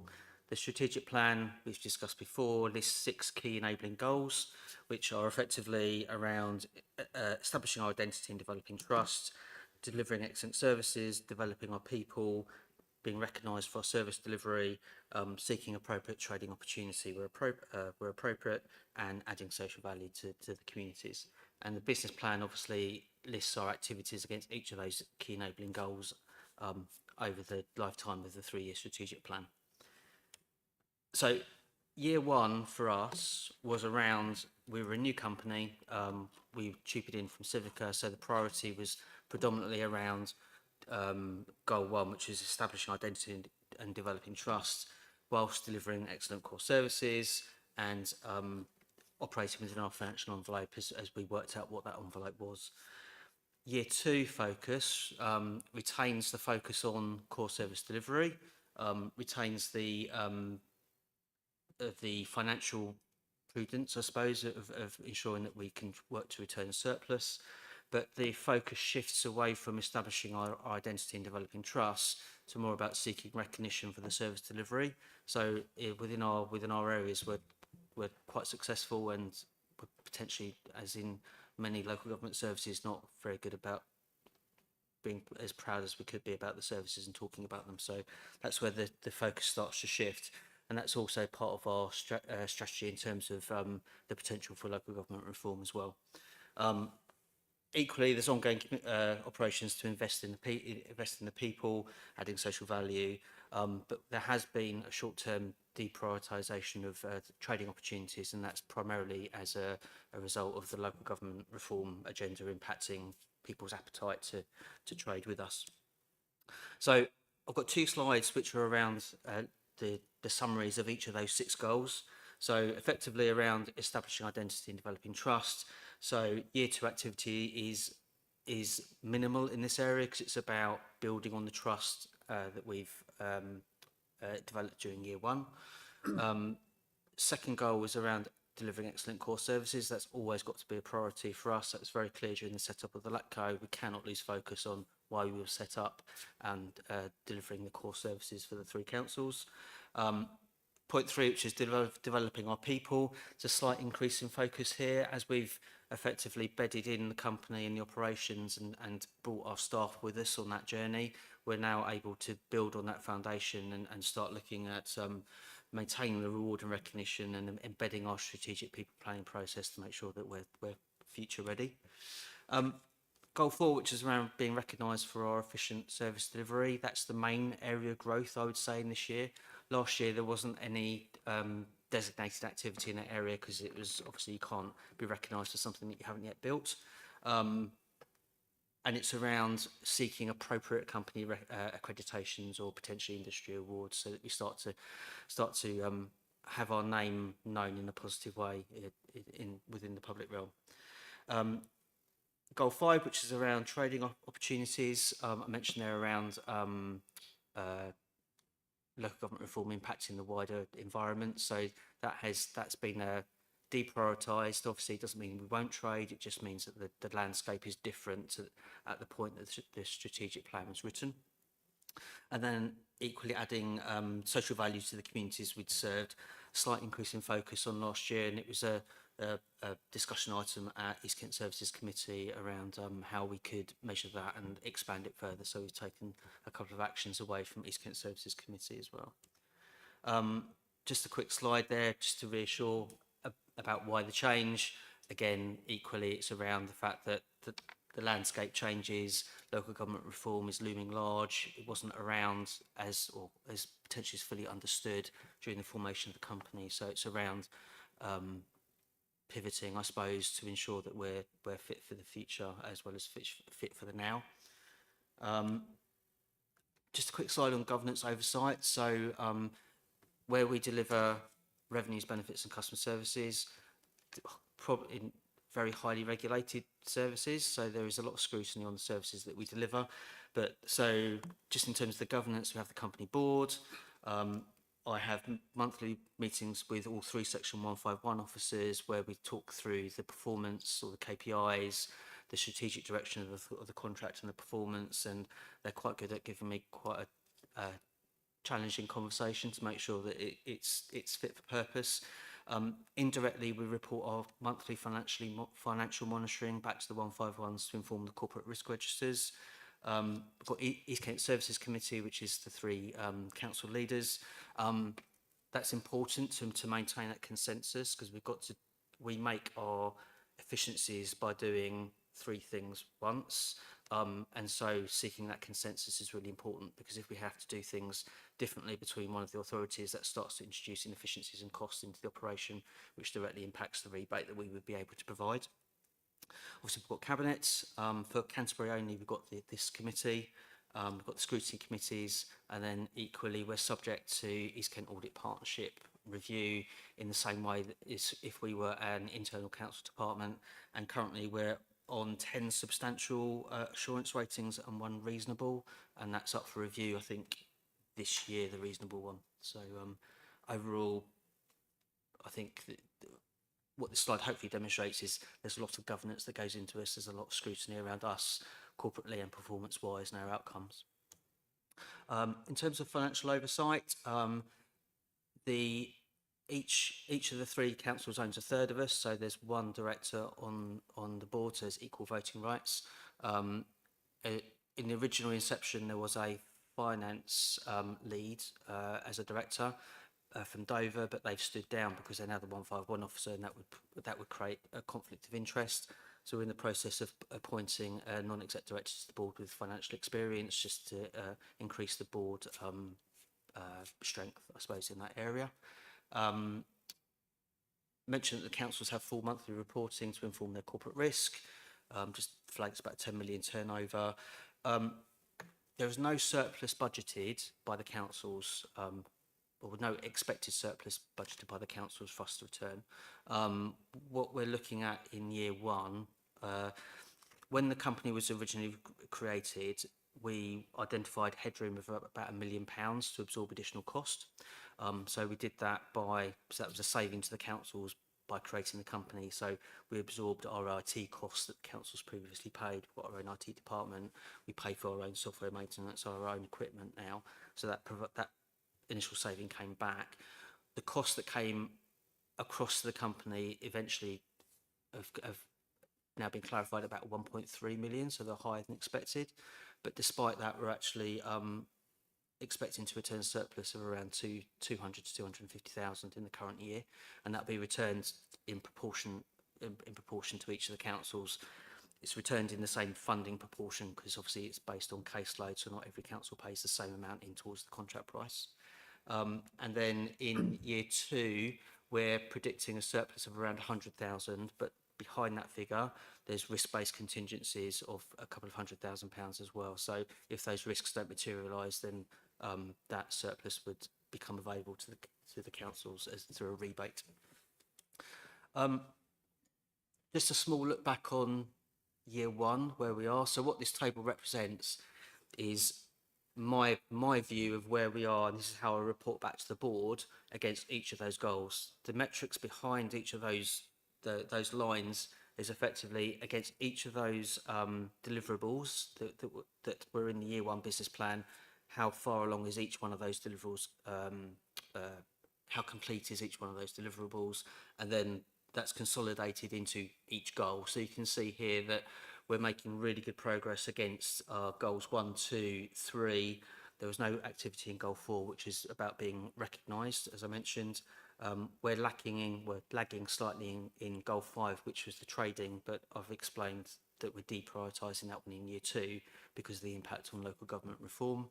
And overall, our assessment is the current year 1 plan is at 91% complete, with an aim to complete it,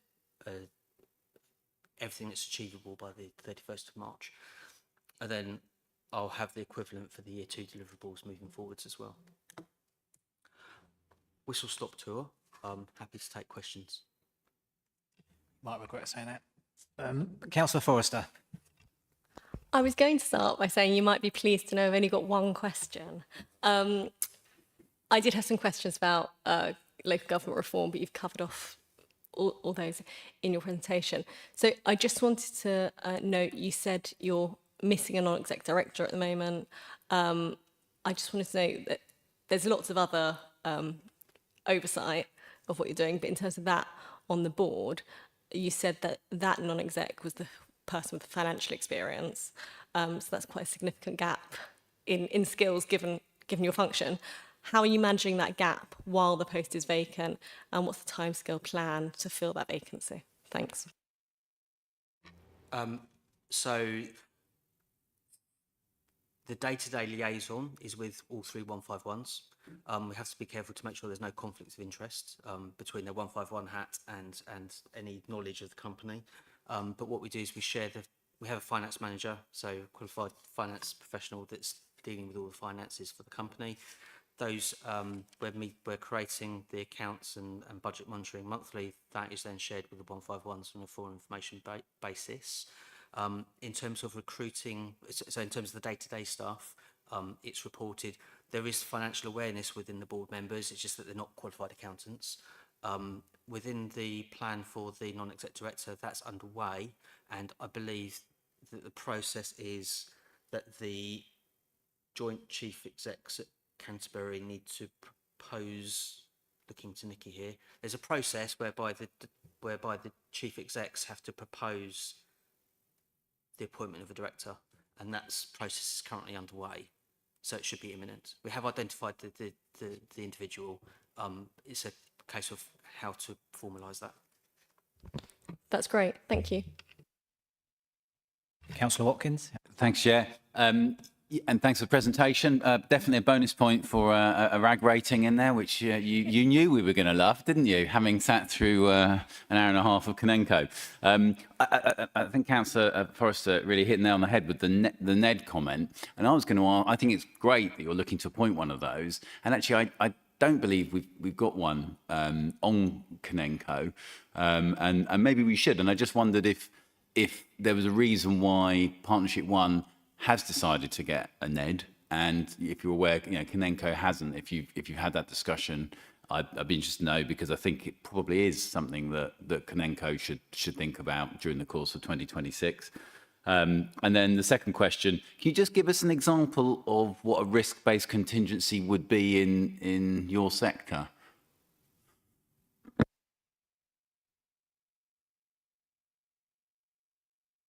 Certainly. So in terms of the NED, I'm not familiar why Kinco haven't got a NED. For me, at the point that the board was lacking direct financial experience, we do a bit of a white space analysis, and you want the board to have skills in as many areas as possible to provide support and to help steer the company. So it was identified as a gap within the board that we've moved to address. I'm not familiar with how the Kinenco board is set up or what the skill set is there. In terms of the risk-based contingency, so one example, I know that we talked previously around KCC funding that they give. They also provide, we do additional work over and above the core contract to recover old debts, of which KCC is the major beneficiary, and then they pay a proportion back, which goes to cover the staff costs of that. That's done on an annual basis. Should KCC neglect or decline to pay their share of the costs, I've put some money aside to cover it because I can't have a red hole. Okay, thank you. Sorry, Councillor Brady. Thank you. I've got a few questions. Just to thank you for the presentation. Just a couple from that presentation. When you're talking the surplus, which is 250 year one and 100,000 year two, are you talking about the increasing collection rates? So how do you then embed the increase in collection rates, where I sit on another, quite a few other groups in audits, and the fire and rescue, they put it as 0.68 this year and 1.25 moving forward. So I'm just wondering what figure we're assuming. And just on your goal KPI performance RAG rating, how do we quantify goal 5, which was be recognised? So how are we going to be putting that into a figure, which you can then just put in a table? Would you like me to do all of them, Dane? Here goes. So good to hear that there's spot bonuses. There's a spot bonus work scheme. Brilliant. Incentivising workforce, and that's one of the goals. How do you ensure fairness across all grades? Social value, I mentioned this last time, and there's an item on Donate a Day. So how many days were donated last year, and what are we going to do to improve the donated days? There's 655,000 in a vacant post saving. I'm just wondering, how does that impact service delivery? If there wasn't that saving in vacant posts, then when we look at the overspend, or you don't want to call it an overspend, but it was $1 million and now it's 1.3, how would that have impacted, and is that why is there a freeze on recruitment to be able to enable to have that saving and that figure? Operating expenses, is there the capacity for co-working practices, or do we do that already to save money? So accommodation, IT, insurance, fees, licensing, subscriptions, mail service, can anything be bulk purchased with any of our other LATCOs to then bring those costs down? Mr. Watkins asked, Councillor Watkins, sorry, asked about risk-based contingencies. Strategic plan, social value. It says that we're committed to directly funding activities that deliver additional social value directly into our communities. What examples have we got on that, and how much are we putting into that? And where do our staff surveys and our customer survey results go to see if we're meeting those goals and those objectives that we're saying, a big customer experience and a good employer? That's your lot. Thank you. Right, hopefully I've made notes of all those ones. So, asked about the surplus. So the surplus quote is nothing to do with the collection fund. So we collect on behalf of the districts. So everything that we collect goes into Nikki's collection fund. The surplus that's quoted in there is our company operating surplus, so where we make savings to our day-to-day operations and cost you less enables us to return a surplus to you. How do we quantify being recognised? So within the plan itself, each goal has got a set of deliverables. I haven't got that up on my screen, but within that part of the report, against the to be recognised, it will have the goals that we need, what does success look like, the success criteria. So we'll be scoring ourselves against each of those success criteria. Have we achieved them? How far are we close to them achieving them? And that will then translate into that RAG rating. Forgive me, because if I bring it up, I'll change the presentation. Fairness to the spot bonuses. So the spot bonuses are proportionately low value, sort of higher frequency, low value rewards debate. Exactly. So what we do is we monitor that. So anyone can nominate another person for an award. That comes through to me to authorise. I've yet to refuse any. On top of that, we run a praise scheme. So if people recognise good work that happens, comes through to me as praise, and then we go through those on a monthly basis as a management team and select the ones that demonstrate the company values to a high degree or higher degree, and we award a spot bonus based on those activities. We don't actively monitor by grade, I think was one of the questions, but anecdotally I'm comfortable that actually it is, yes, yeah. Donate a day, how to improve. I believe last year our donate a day was around 17. I need to double check. It was too low, so what we're doing this year is we're working with our listening board, it's effectively our staff panel, to identify opportunities for people to do that. What we've worked out over time is that if we can provide opportunities for people to join, they're more likely to join rather than find their own opportunities. So what the listening board are working to do is to identify organisations that we can partner with to say, actually, if we were to provide 6 people on one day, would you be interested? As opposed to many organisations want regular one person a day for 16 weeks, which is more difficult for us to resource. But that's with the listening board at the moment, to effectively provide a booklet of potential opportunities that people can put themselves on. Vacant post savings. So we have 18 KPIs that we monitor monthly. Our performance against those informs our staffing. So obviously we monitor our performance, and we also monitor our staff engagement. So one of the things that we're really proud about is we have really exceptionally high staff engagement scores. We've just finished the Q4 report, and the staff engagement has gone up every quarter and is in a really good place. What that reinforces is we're in a very transactional environment.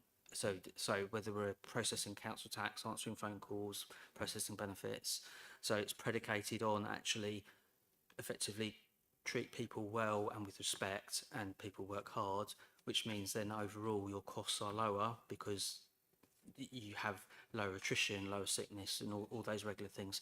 So that's why we're able to carry that level of vacant post savings.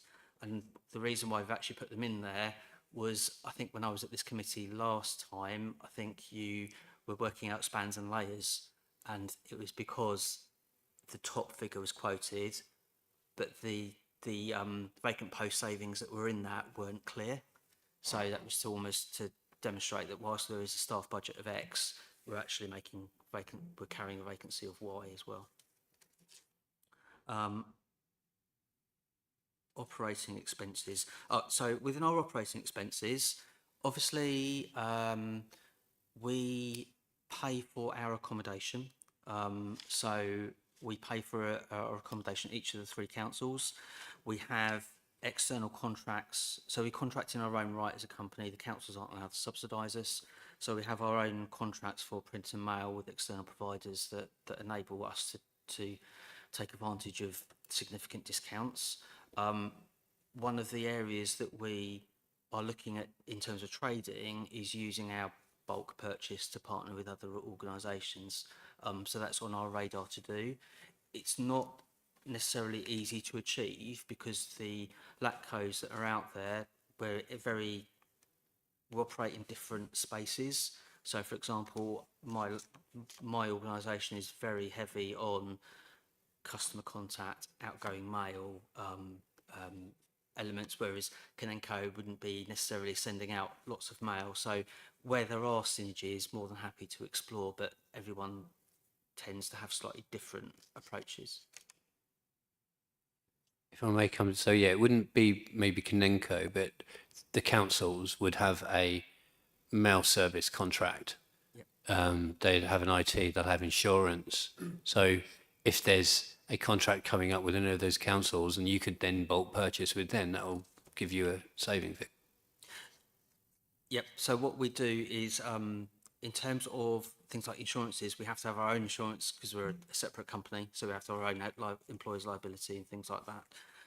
But what we do is we do work very closely with the councils, and where I can do something potentially cheaper for them, we do it for them. And if they could do cheaper for us, then we'll partner with them, because I'm very conscious that as long as I can keep my costs down, the greater the surplus that I can return to the councils ultimately. Was that okay on operating expenses?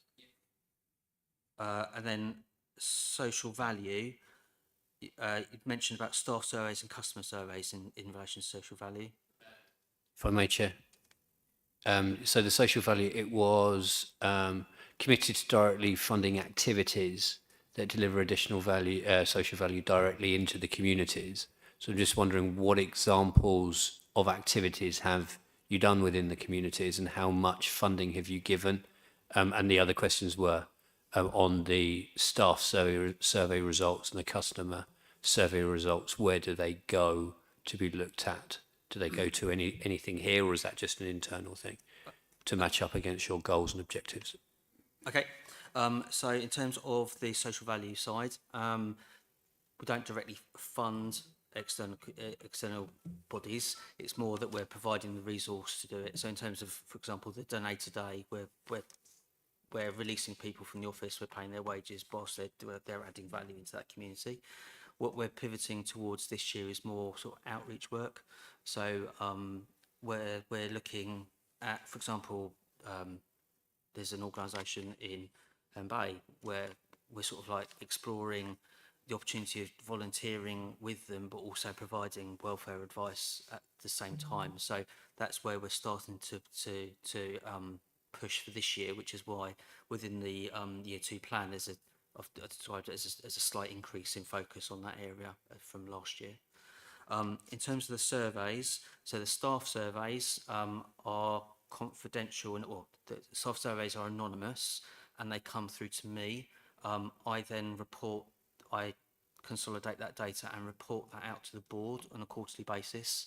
So the board have oversight of the summary data, not the case level data. Obviously happy to share that. Yes. And then in terms of the customer satisfaction, that's actually one of our KPIs. There's one for each authority. So we report that monthly back to the clients, and that's subject to audit from ECAP. Additionally, what we also do is we call them escalated inquiries because they're not all complaints, but all of effectively the complaints are escalated inquiries that come through to us. We go through, we've got improvement loops in place.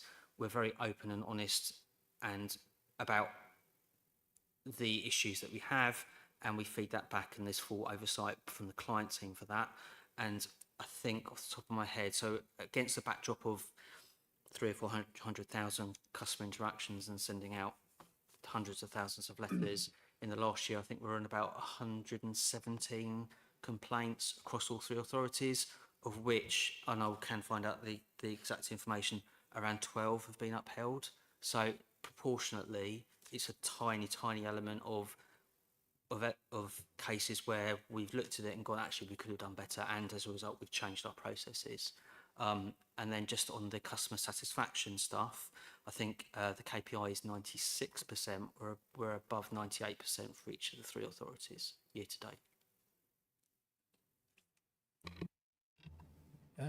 Anyone else? I was about to say anyone else, and your hand arose. Councillor Campbell.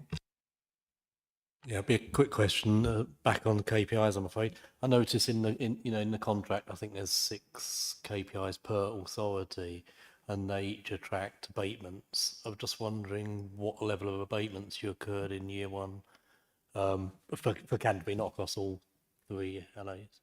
Contract penalties. Yeah. Are they? Can you call them penalties? Okay. So within the contract, I think there's around £300,000 worth of £300,000 worth of contract penalties across. In year 1, it was 0. So we didn't achieve any. We didn't incur any penalties.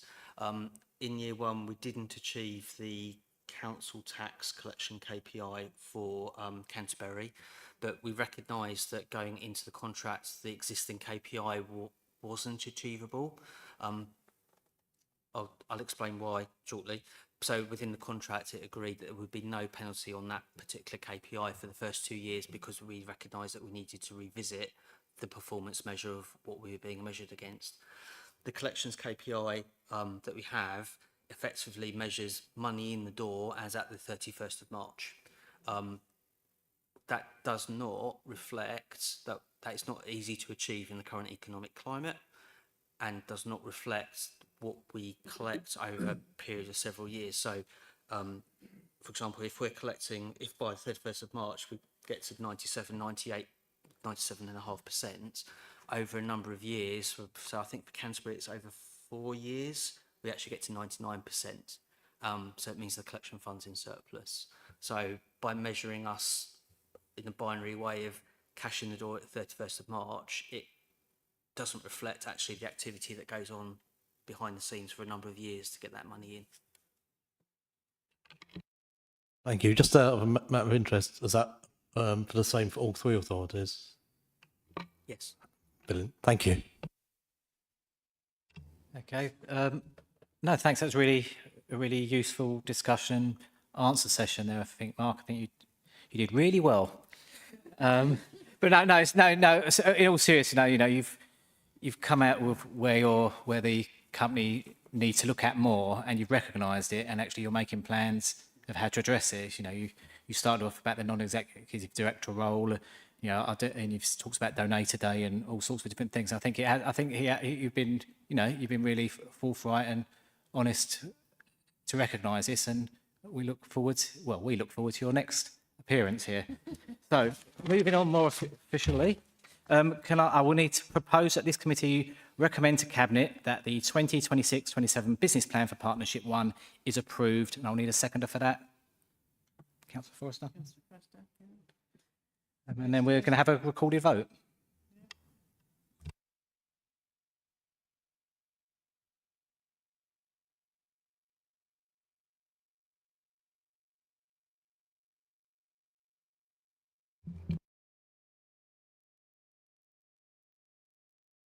Yes, carried unanimously. It'll be on the screen in a second.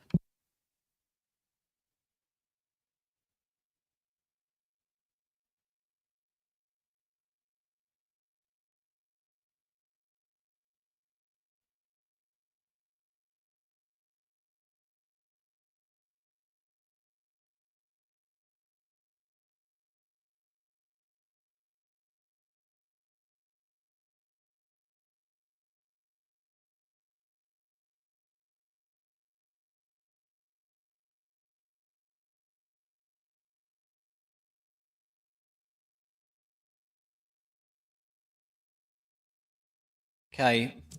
Item 8, which is the Stour Environmental Credits Limited Draft Business Plan 26-27. Again, on pages 73 to 79.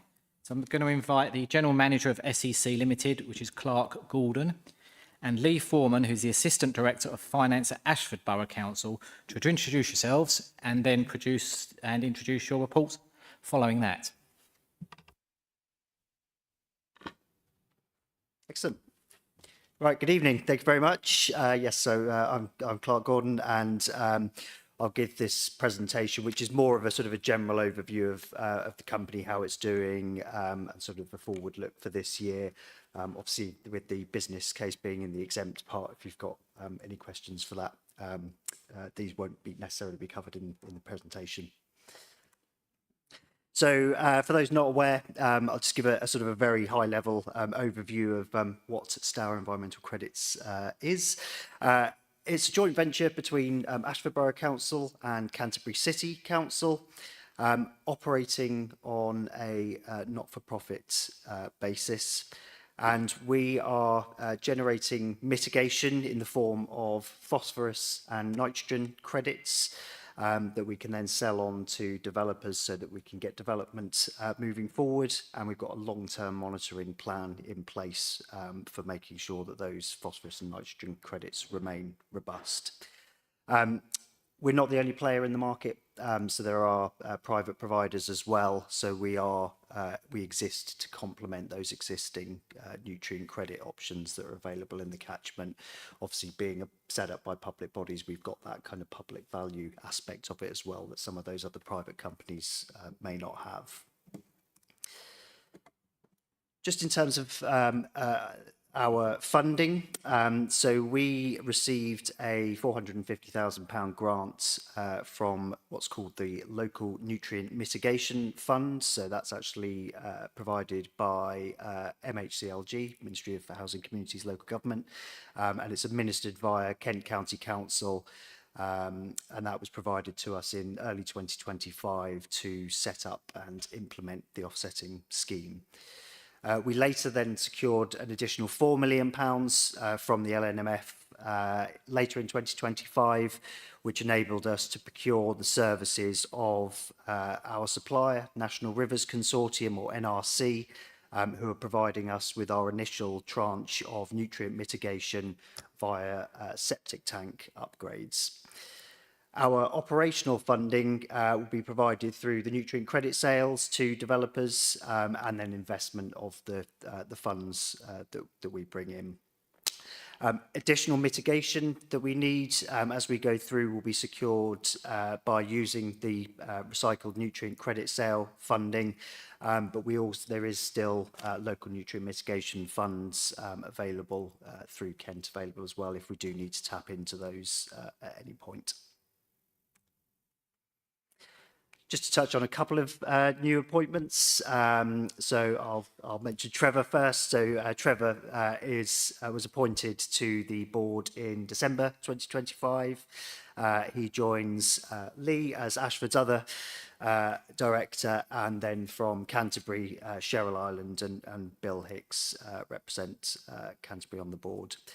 And then myself, I was appointed as the general manager last month, and my role is to lead the day-to-day operations of the scheme, having previously worked on setting up the water neutrality scheme in West Sussex in Horsham, so a bit of a neutrality expert possibly. Just in terms of where the scheme is now, so as I mentioned earlier, we've now signed the nutrient mitigation contract with National Rivers Consortium. That's a picture of their website on the screen there. They are upgrading existing septic tanks within the catchment, so those who are off mains drainage and discharging into septic tanks, upgrading them to higher quality package treatment plants, which have got an improved level of efficiency in terms of managing those nutrients and reducing the nutrient load. The first installations from that programme came in late 2025, so sort of November, December time. And we now have the first installations that are completed, which means that SEC now has nutrient credits available that we can issue out to developers. So I've been on the phone to developers over the last few weeks to get details and get the ball rolling. We're currently just awaiting sort of final confirmation from the local planning authorities. I actually received it from Canterbury today, actually, in terms of us being able to move ahead with those credit sales to the developers. So there are a couple of things that do need to be agreed by the local planning authorities. There is agreement around cross-boundary enforcement. So just to explain, the septic tanks can be installed anywhere within the catchment. So for example, you could have a septic tank installed or upgraded in Ashford, but then that might support an application in Canterbury. So you then have the issue of how do Canterbury enforce on mitigation that's in Ashford Borough Council's area. So that is actively being looked at now by the local authorities, and hopefully we're close to that being agreed. And then the only other aspect of it is the processes for the legal agreement paperwork that's produced with the mitigation, so what we call the unilateral undertakings that are produced as part of the septic tank installations. We've agreed the process with Ashford Borough Council in terms of how it will be managed and which teams it needs to go to, typically the legal team. And then we're just looking to agree that same process with Canterbury as well. At the moment, we've only got one tank that's been installed in Canterbury's area. The vast majority are currently in Ashford's area.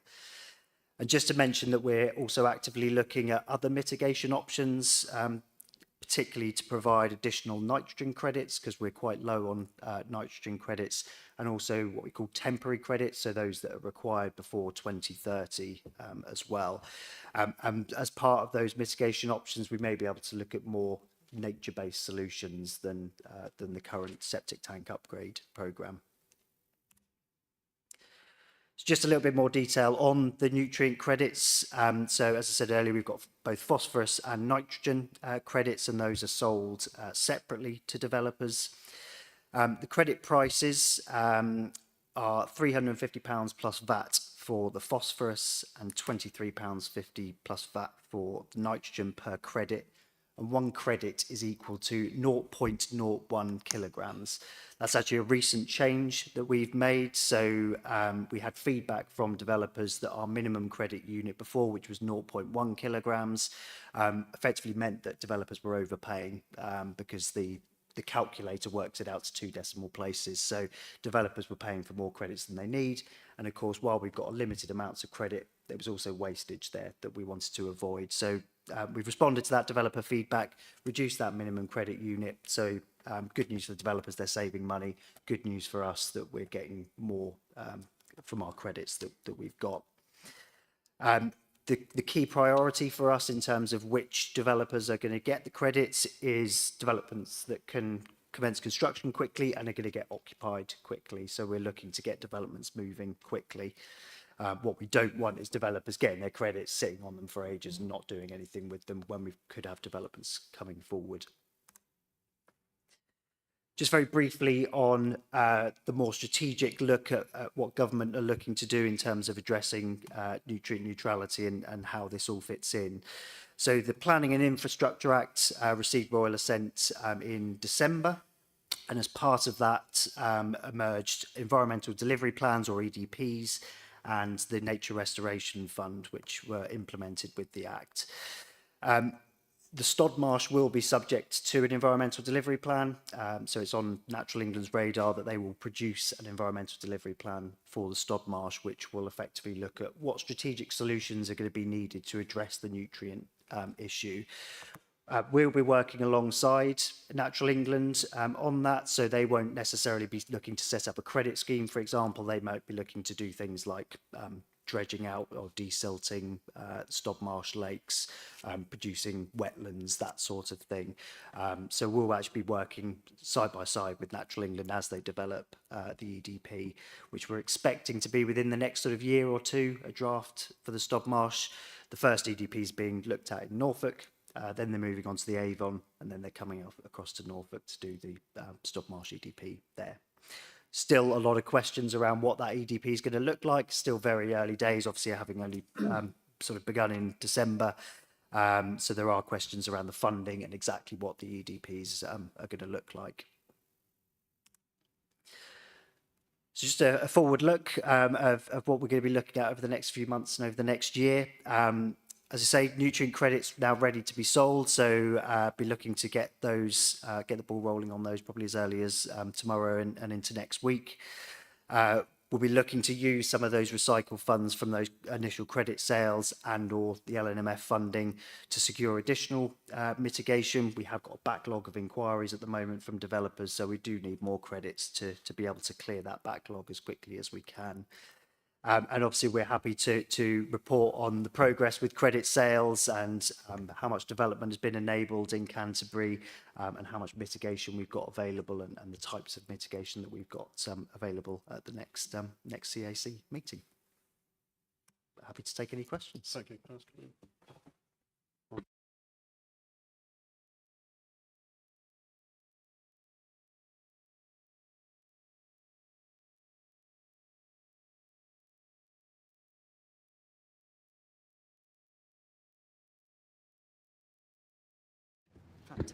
I've got the pushing button bit. Thank you, and thank you for Chair for introduction earlier. Lee Foreman, Ashford's Assistant Director of Finance and a Company Director on SEC. Just a couple of housekeeping points.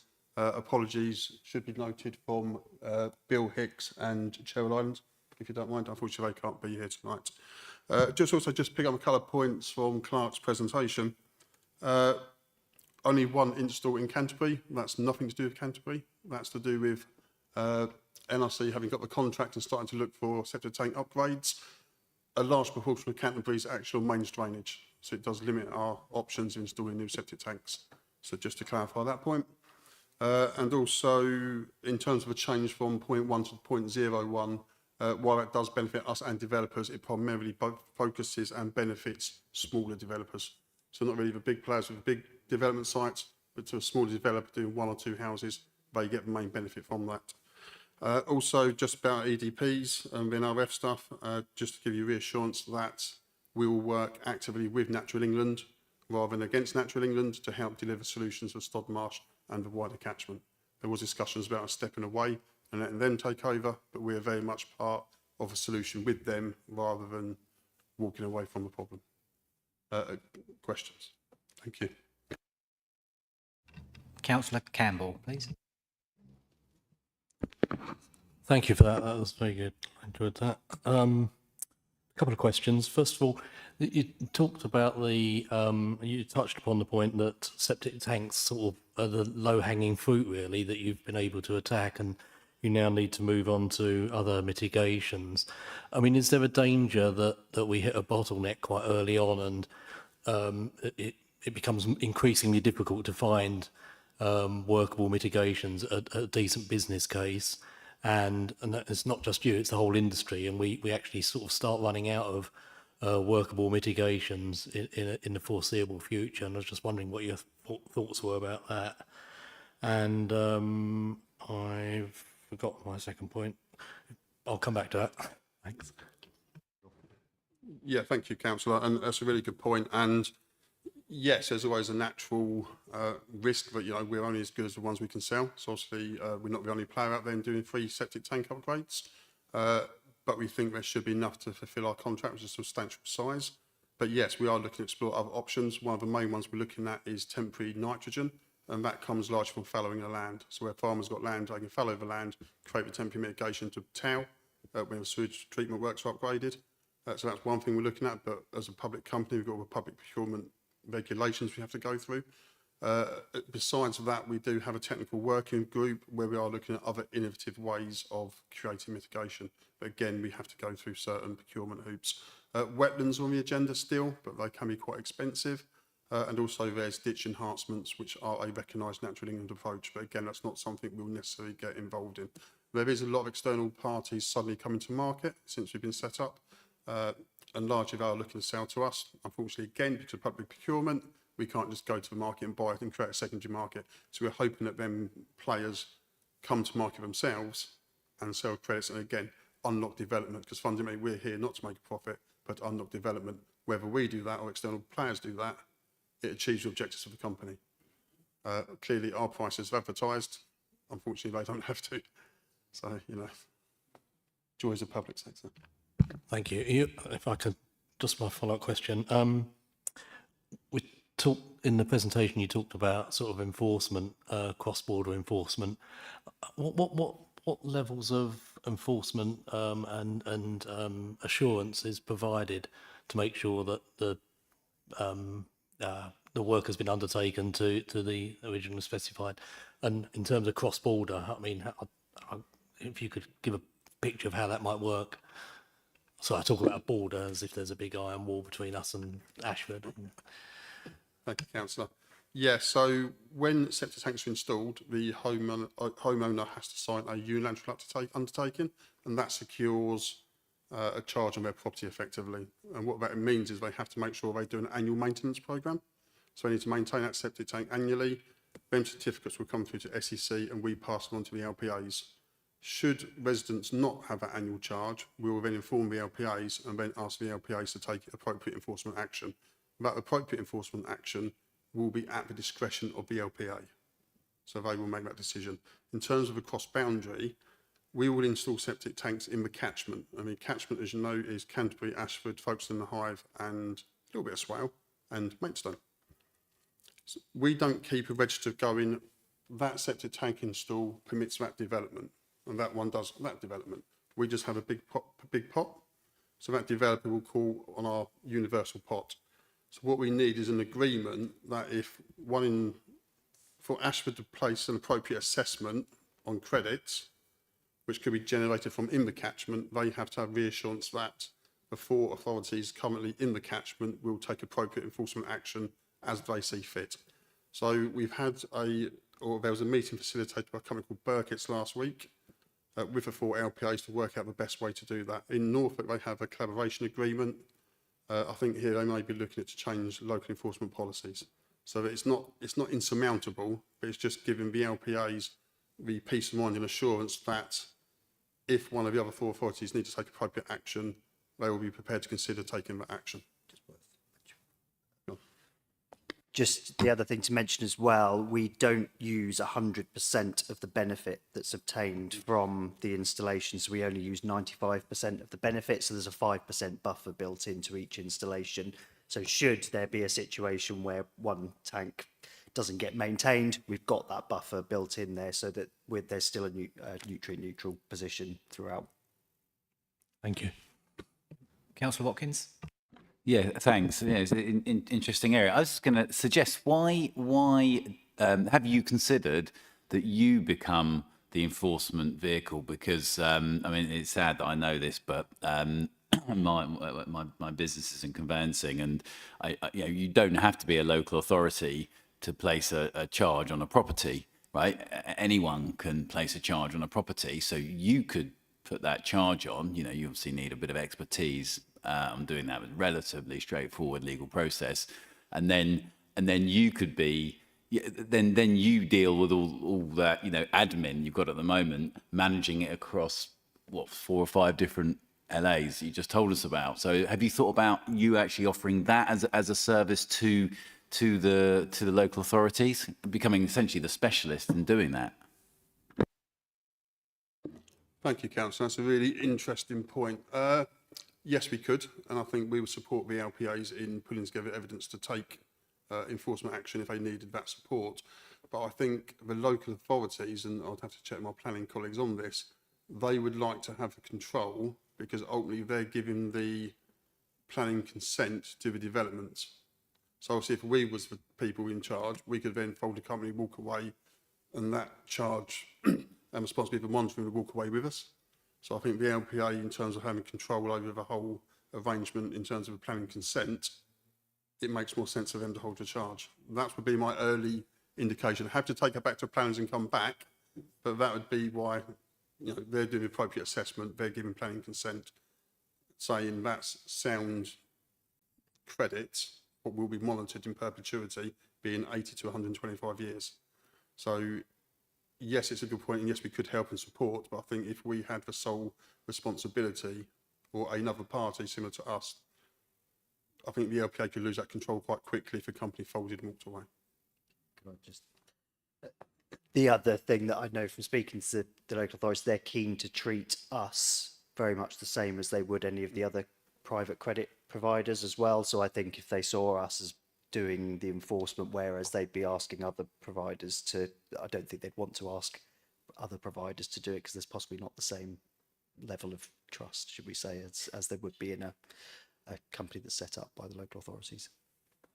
suppose I just partly make the suggestion because this type of planning enforcement, it's not like the kind of planning enforcement we get residents asking us to you know, where a planning officer goes down to a high street and sees if what's being built at the front of a shop is like in keeping with the conservation zone. No one's actually going to a septic tank, thankfully, and checking that that you know it is still working as it should have done when it was put in. All you're actually doing is just checking that annual piece of paper, right? And you know, you might have to call a supplier to say, is this really being produced? You know, have you really done the check, rather than it being, you know, AI produced or something? Because you could get around this stuff more and more easily. But yeah, a few phone calls sorts that out.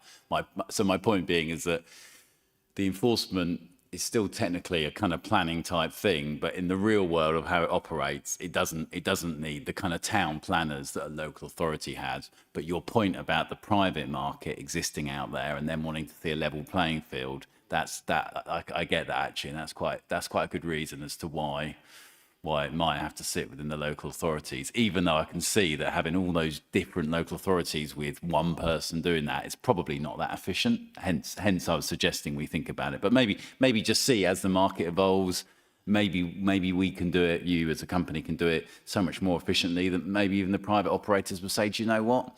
If we move to this model, it'll be less costly for us to just get involved with getting these credits and having them officially monitored. Something to consider. I've talked enough about septic tank now. No more questions. Councillor Dupe. Hello, thank you for coming along.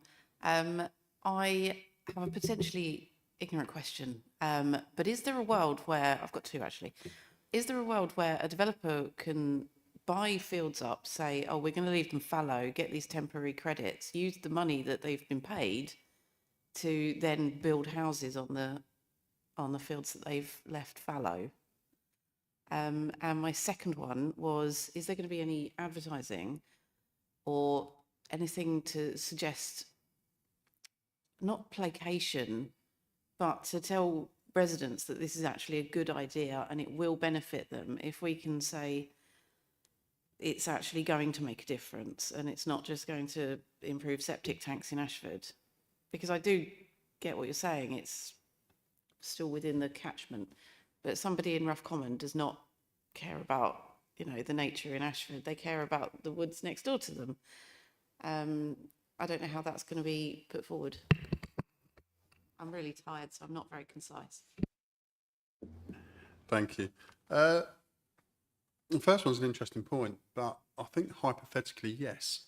So if a developer purchased a piece of land, because I'm not sure if you know, but there's temporary and permanent credits. So the credit level deviates between pre-2030, post-2030. So hypothetically, yes, if you bought the land, fallowed it to recognise the temporary credit, sold that to a developer to use elsewhere, 2030, them temporary credits become obsolete. Then you could build, but then you'd be subject to your own appropriate assessment on what your needs then were. So I suppose, yes, but I'd need to probably think it through a bit more and write the numbers down. But yeah, I think theoretically it could be possible.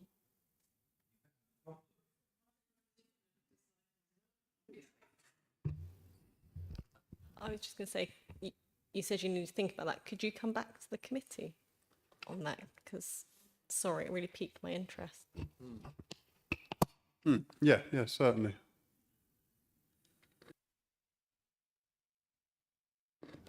I mean, just think about that is one where we, you know, if you have got developers and we're looking at and talking to other players, well, they are, yes, but temporary credits are only time bars. If you've got a large development site, which one we're looking at talking to, who have got a phased plan over, say, 20 years because it's a garden city, obviously some of their phases on the land they've already acquired won't be necessary. So yes, we are talking to them about, can we have your temporary credits?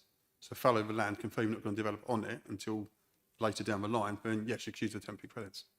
So yes, it is plausible and possible. But again, it depends how much the developer places onus on actually what's the value on temporary credits rather than just building, so have holding costs on the land and all that sort of stuff. So yeah, and also landowners understand the value of temporary credits as well. So you'd probably pay them the land value. So it's plausible and possible. And we can come back a bit more detail, but I think in reality it's probably slightly convoluted and I'm not sure there'd be enough money to have to make it totally worthwhile. Interesting point though. Thank you.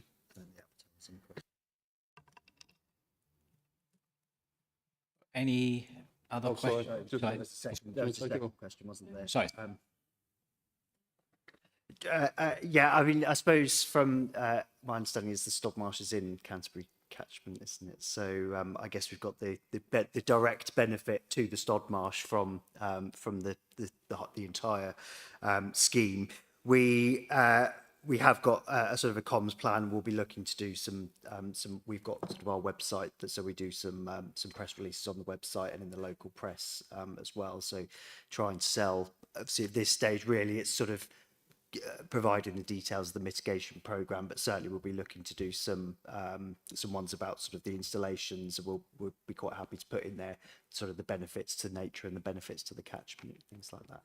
I think I just mean sort of, it's difficult to be concise in the first place for me, but so when Stod Marsh is all fixed, this is actually a great idea to make developers contribute to something wider than themselves. Yeah, I've travelled off now. It's recovery fund, yes. And I think that's one of the things we've got to bear in mind. This is about nutrient neutrality. So unfortunately, we're not here. Yes, there'll be an element of betterment from proportionate bits of credits we don't sell.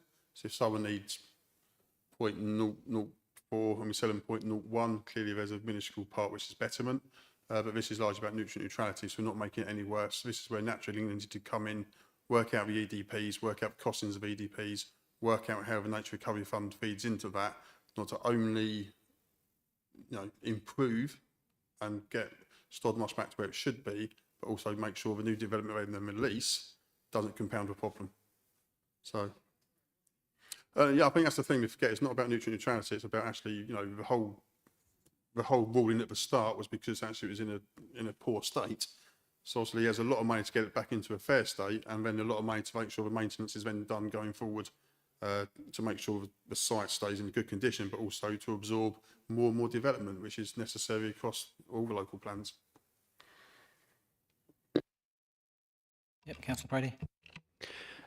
Yeah, thank you, and thanks for the report and the presentation and staying so late. It's a short straw again, because last time your Letco was Star Environment Credit was the last item, so maybe rock paper scissors with the others to see if you can change the order around. So I've got 12 questions for. No, I don't. I had 2 questions, and now you've answered one of them, which was when are you going to start trading, and you said tomorrow. So bing, big tick. But I had a question last time that got puzzled looks and said, Bill said he'll come back, but Bill's not here. So where does the funding sit? Now, if there's a return of 3% per year, does that get put back in? I think the rough answer was KCC has it. Well, should they? Because then that 3% goes into their reserve pot. So how are we going to negotiate to go, let's have these accounts, let's have this funding, we would like to do some treasury management with it to get the best return, to then we can have more credits and more mitigations because it's our money, not theirs. Thank you, Councillor. Yes, so 9.8 million sat with KCC, and to the best of my knowledge, obviously this is a non-political environment for me. Yes, that treasury receipt from investing that money would have gone back into KCC coffers. Interestingly, the Norfolk authorities actually ring-fence the interest, and that goes into new mitigation solutions and helping evolve new ideas. So it is a different approach. We have discussed that with our colleagues at Kent, and I think they are trying to talk to their finance team to go, look, this LMF funding is about nutrient neutrality and improving the catchment. So I think they are having that discussion to say it's right and proper that the interest earned on that money is ring-fenced to the schemes. Obviously, that's a discussion for them and KCC. We've obviously drawn down, I think Clark's in the presentation, 450 to get the company all set up, and then first few years operational expenditure. We then had £4 million drawn down, and that's like a working capital to make sure we can pay for mitigation, and then obviously we sell credits. and then that money becomes circulating to buy more mitigation, sell more credits, buy more, sell more. So that goes in a big circle. We have a 90-year business model, what works out where we need to be and what the expenditure is over 90 years in terms of monitoring. And then that works backwards, gives a credit price of today. So I think we've had at some developer forums, what we pay for mitigation and what we sell mitigation is a massive difference. But one of the things you've got to bear in mind is you're not buying a product today, you're buying a product in terms of a credit, but it's got 90 years of monitoring what goes with it. So that's why there's a big disparity. So if you look at some of the cash flow stuff in the business plan, we become quite cash rich at about year 10, but then we have no income after that, and then literally drawing down annually, and that drawdown to pay operational expenditure will include that continually accrued interest as we go through the 90-year cycle. Clearly, hopefully as a business, we'll diversify into new types of BNG or whatever types of carbon taxes come through. But at the minute, it's very much we sell and build the credit bank, and then the interest of that investment is all factored into a 90-year business model. It gets back to our cost of sale in terms of credits. Yeah, and it's amazing when you look at 90 years how expensive things are. Yeah, I think obviously looking at those numbers of the cash flow and how much we've got per month over the years will be a bit of a headache, and I'm glad it's not me that's looking at that. But the general question of treasury management, I think that's to be updated to us once you've had those conversations with KCC. It'd be quite nice if KCC do what Suffolk, did you say? Norfolk. Because yes, that interest should be sat with you guys doing what it should be done and not siphoned off by KCC doing something completely different that's not to the objective that it's intended for. Yeah, and just to build on that, we will actually give a grant funding back at year 90. So KCC will get it returned.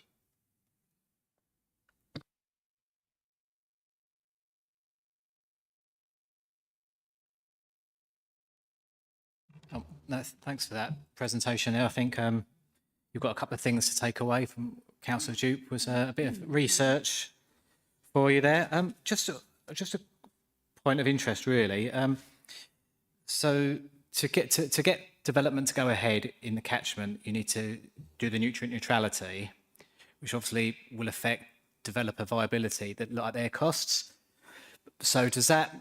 But is the credit at the top of the tree as such? Is it the top of the hierarchy with, and then underneath that you would have like net gain, affordable housing. You know, that is their first cost as such to get development to go ahead before they then decide what they can afford next. Yeah, thank you, Chair. I think there's a few considerations here, really. The developer has to buy the credits before they get planning consent, so it doesn't drop necessarily into post-viability bit.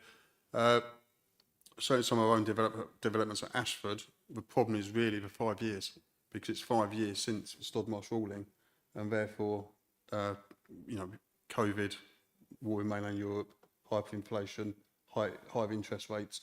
I think a lot of viability will be stressed. This is another cost. Building at height and building safety levy comes in because of the response to Grenfell. So there's loads of things that have happened over the last 5 years, were all potentially significant and not helpful to developers. So I do imagine as developers have had things in what we call it Stod pen in Ashford, I don't know how Canterbury classify, but people have been stuck for 3 or 4 years.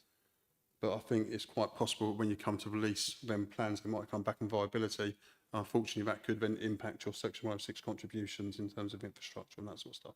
I mean, that's up to the LPAs to look at and developers and their viability. But I think a lot of schemes that were very attractive 5 years ago, through the passage of time, will probably now be quite stressed financially. And I think there's some companies that have sort of gone to the wall because of these delays. So, you know, I think I spoke to a company doing some research for MHLG in terms of how the LMF funding's helping release development. And one of the things I did sort of say to them, what would be interesting is if they could do a bit of work working out what is the economic impact on the Stodmarsh area from that decision. Because you kind of think of the lost housing, the lost council tax revenue, the lost economic activity, the loss of people in your streets. Do you know what I mean? I think it's a massive number. I'm not sure they will do it, but yeah, thank you. So many different, talk about the Nature Recovery Fund, DEFRA, Environment Agency, just so many different things, different bodies, and then, yeah, and then obviously the mitigation, obviously the cost of that would just, you know, create wetlands might be X amount now, it'd be 2X 6 months down the line. So, no, that's really interesting. It really helped understand actually what the whole thing is about as well. I don't know about everybody else. Right, but so before we go on to the further, I need to remind everybody that there are detailed contents of the business plan are in a confidential part of this agenda. So if anyone wants to discuss it at 9:45, you will need to go into a closed session. No. No? Okay. Well, in that case, I'll need to propose. I can propose the committee recommend to Cabinet that the 2026-2027 draft business plan for the Stour Environmental Credits Limited be approved. I'll need do you want a seconder for that, please. Go on, Councillor Campbell. We'll go to the vote.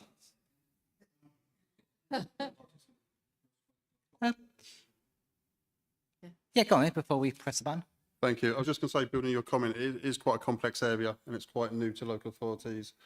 So clearly, if any members want to have a discussion after this meeting or privately, either, you know, Bill and Chev with the directors of Canterbury or equally, any of us would be happy to have a discussion with members offline if you just want to go through anything. So just extend that invitation. Sorry, thank you. It's really helpful as well. Voting time.